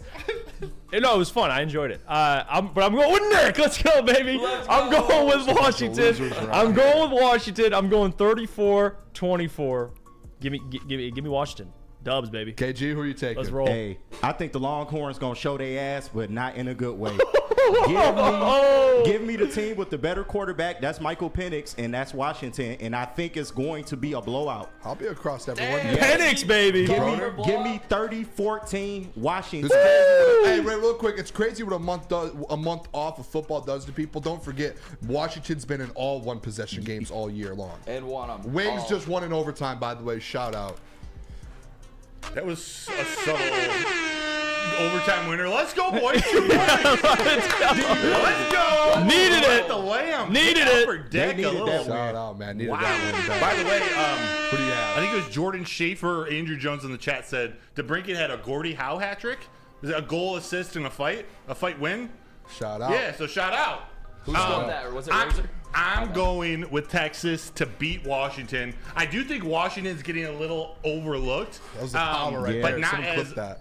underlooked as these guys are. If that 41-38, I think Texas pulls out that victory. It's going to be a hell of a national championship. All right, we got to go to break. We're over by about 6 minutes here. We're going to go Appreciate to break. you guys. Jeff, we appreciate you showing it. Fridays with Jeff Frady. We appreciate it. We'll see you next Love Friday. you, boys. Check out the Morning Woodward Show, hosted by Jeff Yeah, it and should Sam be Flannel. there. All right, If anything cool. comes up, I'll tell you. I plan to be here every week. Woodward Nights, listen, best night show in the country. Damn If right. you haven't liked the stream, what the hell are you doing? You need help. Like the stream. Help the boys out. Let's go. Let's get some free parlays. My girl's dad just texted me. Said I like the stream. I want that parlay. So we gotta hook him up. All right. I went over to his house. He had a notepad. He had the bets you talked about on the pregame show. He writes them down. I'm He's serious. 13-0 the last 2 He's weeks. locked in. So he's locked in. Yep. Shout out. Made him some money. Hey, that's coming from Hollywood, man. Yeah. Come Oh, on, yeah. now. Wow. Okay, Remember you who the next Hollywood is, though. Okay, that's. All right, I love you. We're bro. friends, Booner. Let's keep it that way, all right? I'm just kidding. Where are we going with that? I'm kidding. I love All you, right, Boone. brother, tell us You're about gonna Mark go. White. Well, you guys can bring your girlfriends and your wives back into the room again. But let me tell you about Mark White. Dreaming of a new home, but feeling the financial pinch? Mark White and Associates, your trusted real estate experts, are here to help. Mark White and his team will pay up to $5,000 cash, straight cash, homie. That's right, I said $5,000. Call Mark White and Associates today at 248-290-8242 or visit them at markwhitesells.com. Where's the most convenient place to get that big fitness energy? It's Planet Fitness. Join today for just $1 down, $10 a month. With over 2,400 locations and equipment for every workout, you can get in, get energized, and get going. And with free fitness training and most clubs open 24 hours, everyone belongs in the judgment-free zone. So join today for $1 down, $10 a month, no commitment, cancel anytime. Stop searching for a vehicle and start finding one.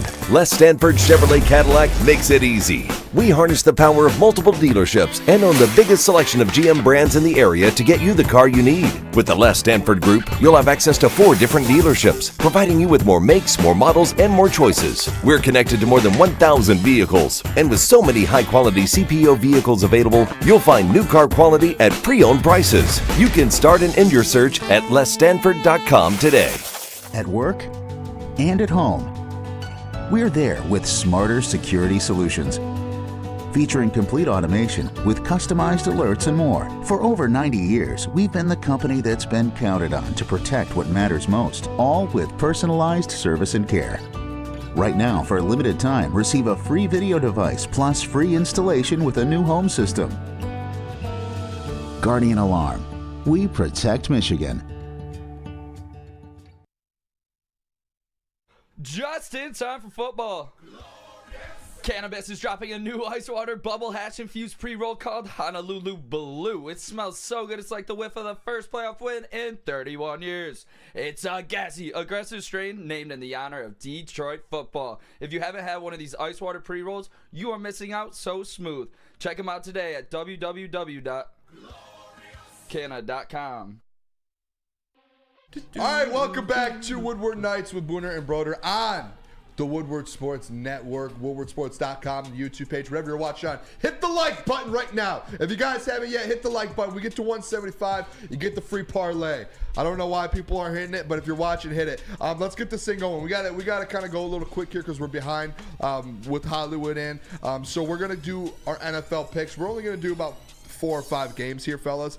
In the chat, if you guys want to, as we do this in the chat, if you guys want to put in who you guys think will win these games as we go through them, just drop it in the chat. First one here, we're going to go, though, New Orleans Saints versus the Tampa Bay Buccaneers. Bucs are 2.5-point favorites. This is essentially for the division, the NFC South, the winner of this. I'll go first. I'm going to go the Tampa Bay Buccaneers, Mike Evans, Baker Mayfield. Right now, they're going to, I don't know if they clinch it with the win, but they take a pretty good lead here with 1 week remaining if they win this game here. So yes, and just to update you all, you'll go first. You're in 4th place right now at 69 and 63. Nick, you'll go second because you're in 3rd place at 73 and 58. We're gonna One go game behind KG, any order here. 74 to 58, and then I'll go last in 1st place, 4 games up, 78 and 54. We're gonna go any order here. Nick, you're up. I feel a little rules tension. weren't made. Rules weren't made before the season. Get the Give me the out Bucs, boys. I'm right there with you, Booner. I love what this Tampa Bay team is doing right now. I think they could be sneaky for whoever has to go in there week 1 of the NFL playoffs. Give me the Bucs. Hey, I'm feeling frisky coming off a 5-1 week, so give me the Bucs, man. Baker Mayfield's going to continue his comeback player of the year campaign, which he's going to lose to Joe Flacco, but give me the Bucs. So you got dare me. I'm on the Bucs. I was thinking of going sure you Saints. are. You're just going to follow all of us. The value of being in 1st place near the end of the season. You got the Bucs? Yeah. All right, you got the Bucs. Saints are dead. They're hot. All right, I'm going to go Dolphins, Ravens. Ravens are 3.5-point favorites over the Dolphins. I'm going to take the Baltimore Ravens, actually. And I think when they lose, sets up for a Dolphins-Bills division matchup winner for week 18. I'm going to go Ravens at home. And I think they win the division. So they're going to, or they get the 1 seed, I believe, actually. Wow. Nick? I think the Ravens are coming off the biggest win. Well, they are coming off the biggest win in the NFL this season. Classic up-down spot here for the Ravens. Give me Tua Tagovailoa. Wow. Fins up, baby. Let's go. Give me the Dolphins. Upsetting the Ravens. Tyreek Hill will be playing, right? Yes. Okay. I still got to go Ravens. How can you bet against them right now? They're hot. Yeah, right now. Going back home, that crowd, that defense. Give me the Ravens, man. It's at Baltimore? In Baltimore. So Miami isn't at home? You don't have to ask all these questions. Just take the Ravens. I'll go on. Ravens. Yeah, like well, I already know. Whatever we pick, you're picking. That's we're not going to have true. to stop actually doing picks because the game's already over. Every single competition we do here, where people quit if they lose. Titans at Texans. CJ Stroud is back, and they are 4-point favorites. I'm going to start us off. Will Levis is also back. People didn't know. Give me the Titans on the road. I will never bet against Will Levis again in a day of my life. Let's go, Booner. I'm going to go the other rookie quarterback. Give me CJ Stroud in this spot. Him and Nico Collins have been dynamic together this season. Give me Houston Texans. Texans at home? Texans at home. Texans at home, yep. That's tough. Yeah, give me the Texans, man. It's a tough game, but give me the Texans. Yep, I'm going to go Texans too. This is where I gain a spot here. Yeah, I do like the Titans. That's not a bad pick. Let's do this one. Ooh, that's a bad game. That's a bad football game. Let's go Steelers-Seahawks. Let's switch it up. Steelers-Seahawks. Geno Smith, I believe, is back. I don't know who's playing quarterback for the Steelers, but they seem to win. I'm going to actually go here. I'm going to go the home team. Give me the Seahawks, actually. As crazy as it seems, they're 3.5-point favorites. I'm going to take the Seahawks in this one. Mick? Right there with you. Hawks all day. Give me the Seahawks. They need this win. KG, what do you think? Give me the Steelers, man. Going out on a limb, though. I don't hate it because of the defense. I'm rolling with you, KG. I'm rolling with KG. I'm going Steelers. Oh, okay. I don't know. They showed a little bit of life. George Pickens had a big game. I'm going to go Steelers. I like that. It's a little 2-on-2 matchup here. Last one we'll do. It's, I think, Sunday Night Football. There's no Monday night games. This is an inter-division matchup. The Green Bay Packers versus the Minnesota Vikings. This is a huge game when it comes to wild card play. Both 7 and 8 fighting for a wild card. Whoever wins puts themselves in a really good position to get in the playoffs. Vikings are 1-point favorites. I'm going to do it. Give me the Packers. Jordan Love and the Packers. No Jair Alexander. Give me the Packers. Give me the Packers. I think they get it done. I'm a Jordan Love guy. I think he's that next guy over Justin Fields. I think Jordan Love will get the job done. Clip Nick, that. who are you taking? I'm a Jordan Love guy. Clip that. We can clip this. Yeah, I'm going to take the Packers as well here. I think the Vikings are broken, and I think we're the ones that broke them. Let's go. KG, who you got? Yeah, Nick Mullins ain't starting this game, right? He benched him. Jaron Hall. Man, give me the Packers. Fuck the Packers, but give me the Packers. I love that. Broder, last pick here of the day. Let's go Vikings, baby! Yuck. I got a chance Suck here. it, guys. Wow. There's your chance. Well, I think me and you are against Broder a lot here. Yeah. So this is our chance. This is even for me a chance to kind of creep away for the last week. Yeah. How many games back am I? From me? Yeah. 9. Okay, so maybe I get 4 here and 5 next week. Should we pick this Lions game before break or when we come back? When we come back, we'll give our score predictions and then we'll do mailbag. Let's do that. Let's go to break. We'll go a little bit over here just because we're a little behind on everything. Tell us about Planet Fitness, though. Is it me? Oh, yeah. Nick? Oh, well. Yeah, It'll be me. got it. Planet Fitness is the home of the judgment-free zone where you just will never be judged. They have squeaky clean gyms, full body workout in just 30 minutes. I almost said 10 minutes. That's crazy. But you get all of that for just $10 a month down. No commitment at all. They have Planet Fitness so many in the Metro Detroit area, more than 50, and they have thousands throughout the world. Make sure you guys check Planet Fitness out where your fitness is essential. Woodward Sports' own Tom Mazaway and Sam Stick Day will be hosting our Lions postgame show after every Lions game all season long. Tune into the Woodward Sports YouTube channel for his hot-off-the-press takes, game analysis, and Kool-Aid sipping celebrations. You won't want to miss it. Join Maz, Stick, and special guests each week immediately following every Lions game, exclusively on the WSN YouTube channel.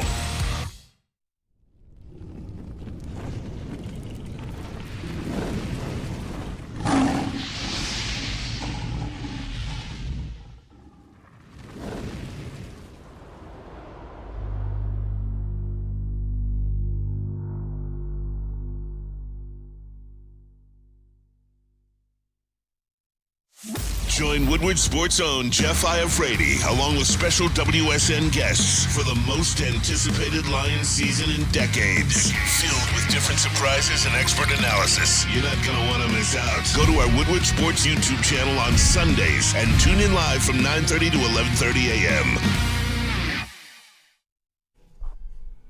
Calling all landscapers. Calling all landscapers. Got you. Let's talk about Outdoor Equipment Company. It is the official equipment provider of Woodward Sports Network. Michigan grown, family owned. Make sure you guys check them out. They have bad boy mowers, tractors, steel handhelds, weed whippers, Liberty trailers, Generac generators. If you guys need a snow plow for the winter when the snow starts coming here in January, go to Outdoor Equipment Company. They have it all. You can buy it, rent it, 0% financing, delivery right to your doorstep over at OutdoorEquipCo.com. All right, welcome back. Woodward Nights with Booner and Broder on the Woodward Sports Network, woodwardsports.com, the YouTube page, whatever you're watching it on. We appreciate you guys tuning in here. And we are getting right into it. Score predictions. Make sure you guys, before we end this here, hit that like button. Let's get to 150. We need 15 more likes to get to 150. Everyone, if you haven't yet, hit the like button. Let's do score predictions. Nick, we'll start with you, KG, Broder, and then we'll come back to me. Nick, who do you have? What is your score prediction for the Detroit Lions? And then we'll hit mailbag, by the way. 34-31. Your Detroit Lions remain hot, going for that number 1 seed. 2 seed as a backup plan. I believe we win in Dallas. Biggest reason why, Jahmyr Gibbs gets 25 plus total touches, absolutely dominates the game, and is the key reason, or the big reason why we drafted him at 12 are games like this, and he's going to explode. I love that. KG? 35-30 Lions, baby. It's going to be a shootout. Get ready for it. The defense is going to piss you off, but they're going to find a way. The offense is going to find a way to pull this one out. Give me JG and the boys, 35-30. I love that, KG. I'm going Lions. I'm going to go Lions 37-34. I think this is a game. Jared Goff outplays Dak Prescott. The running back duo of David Montgomery and Jahmyr Gibbs have another hell of a game, maybe 200 yards. I love that pick, Nick, about J-Mo going off. This is one of those. Maybe he takes advantage of Deron Bland and his ability to go after and get the ball, go try to get a pick six. But I think that defense is what makes the difference. Although it's going to be a high-scoring game, I think the defense steps up when they need it. Aiden Hutchinson has a big sack near the end of the game. And the Lions go out and secure a 37-34 victory in Jerry's World. I love it, Broder. The Detroit Lions. I said it last week, and I had the script.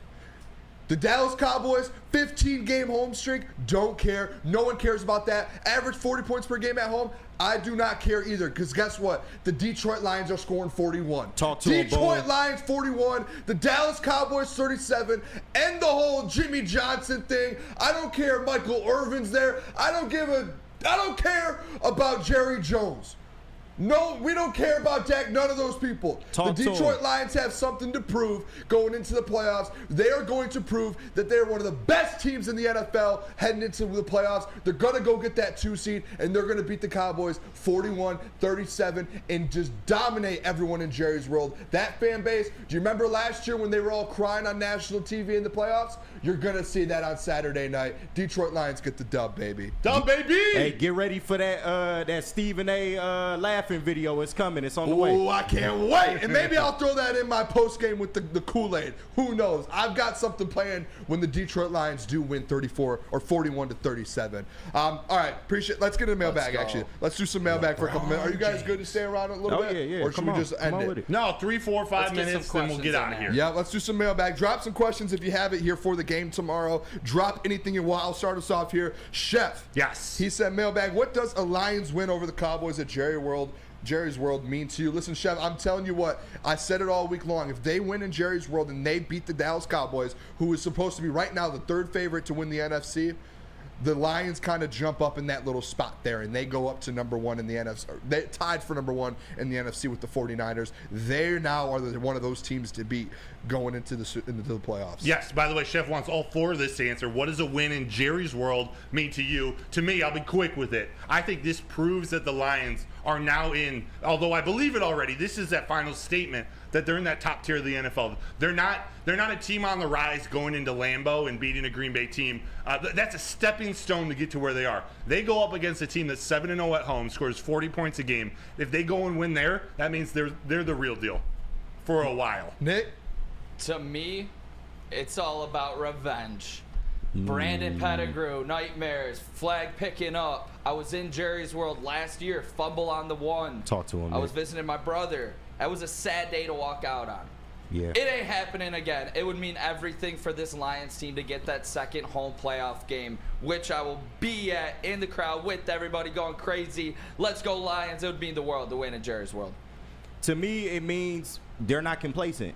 It means that, you know, the division ain't enough. That they're staying on the goal of winning that playoff game, and who the hell knows, man. But all you got to do is be in the mix. But to me, that means that they're not complacent. They're coming out here, they're playing for seeding, and they're going to put on the show, man. They're not going to lay down. So don't expect the Lions to come in here and throw a dud. They're going to give them everything that they got. Yep.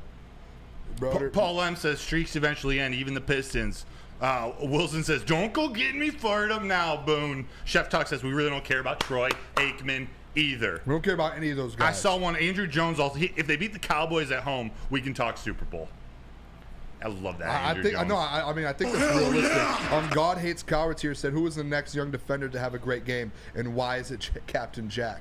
I mean, if you do look at it, some of these defensive guys, they're all young dudes. Like Iffy, the morning show talked about it, I think it was today, and I even put a comment in or yesterday. When you look at these Brad Holmes picks, like, yes, there's been guys like Jameer and Sam who have right away, Brian Branch, who right away have hit. Guy like Iffy, who's been here a couple years now, he was one of his picks later in the draft, but now he's starting to blossom. Amon-Ra St. Brown took him a year and a half to be able to really blossom as well. Like, some of these guys, they're starting to develop, and I think on defense, a guy like Jack Campbell, it might take him a little longer than a Brian Branch, but you see him out there. He's getting, by the end of the year already, he's getting those starting snaps.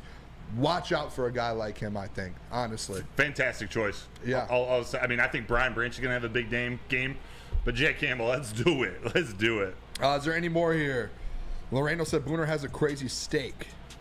Steak? Yeah, I don't know. Steak? Did you say steak? Lorraine also said, are you aware that the Wings won tonight? We are. They caught off surprise a little bit. We were in a little bit of a rant here, and we weren't looking up there, and then I looked over, and they hit a game winner, which was awesome. Razor, baby. Massive win for the Detroit Red Wings. They needed that. They need to stay hot. It's going to be a packed race for the playoffs. They need to keep piling up these W's. Last one we'll do, answer 14. This will be it. We'll end it with this. How do you keep the Cowboys passing game in check? The DB blitzes must get home, right? Yeah. Yes. Iffy. Just getting home, period. Yeah, I think the defensive line disrupt Dak Prescott. That is the key tomorrow. Push up the middle. Yes. Not necessarily sack up the middle, but get that push. Get that Benito Jones push. Make Dak Prescott make plays. Yes. Put pressure on him and make him mess up. Quickly. Yes. Quickly, because he's made plays this year, but you need to make him quick. Get the ball out so they can't beat us deep. And I think they dominate in that situation. I really do. And in CD, it's going to be like the Justin Jefferson thing, guys.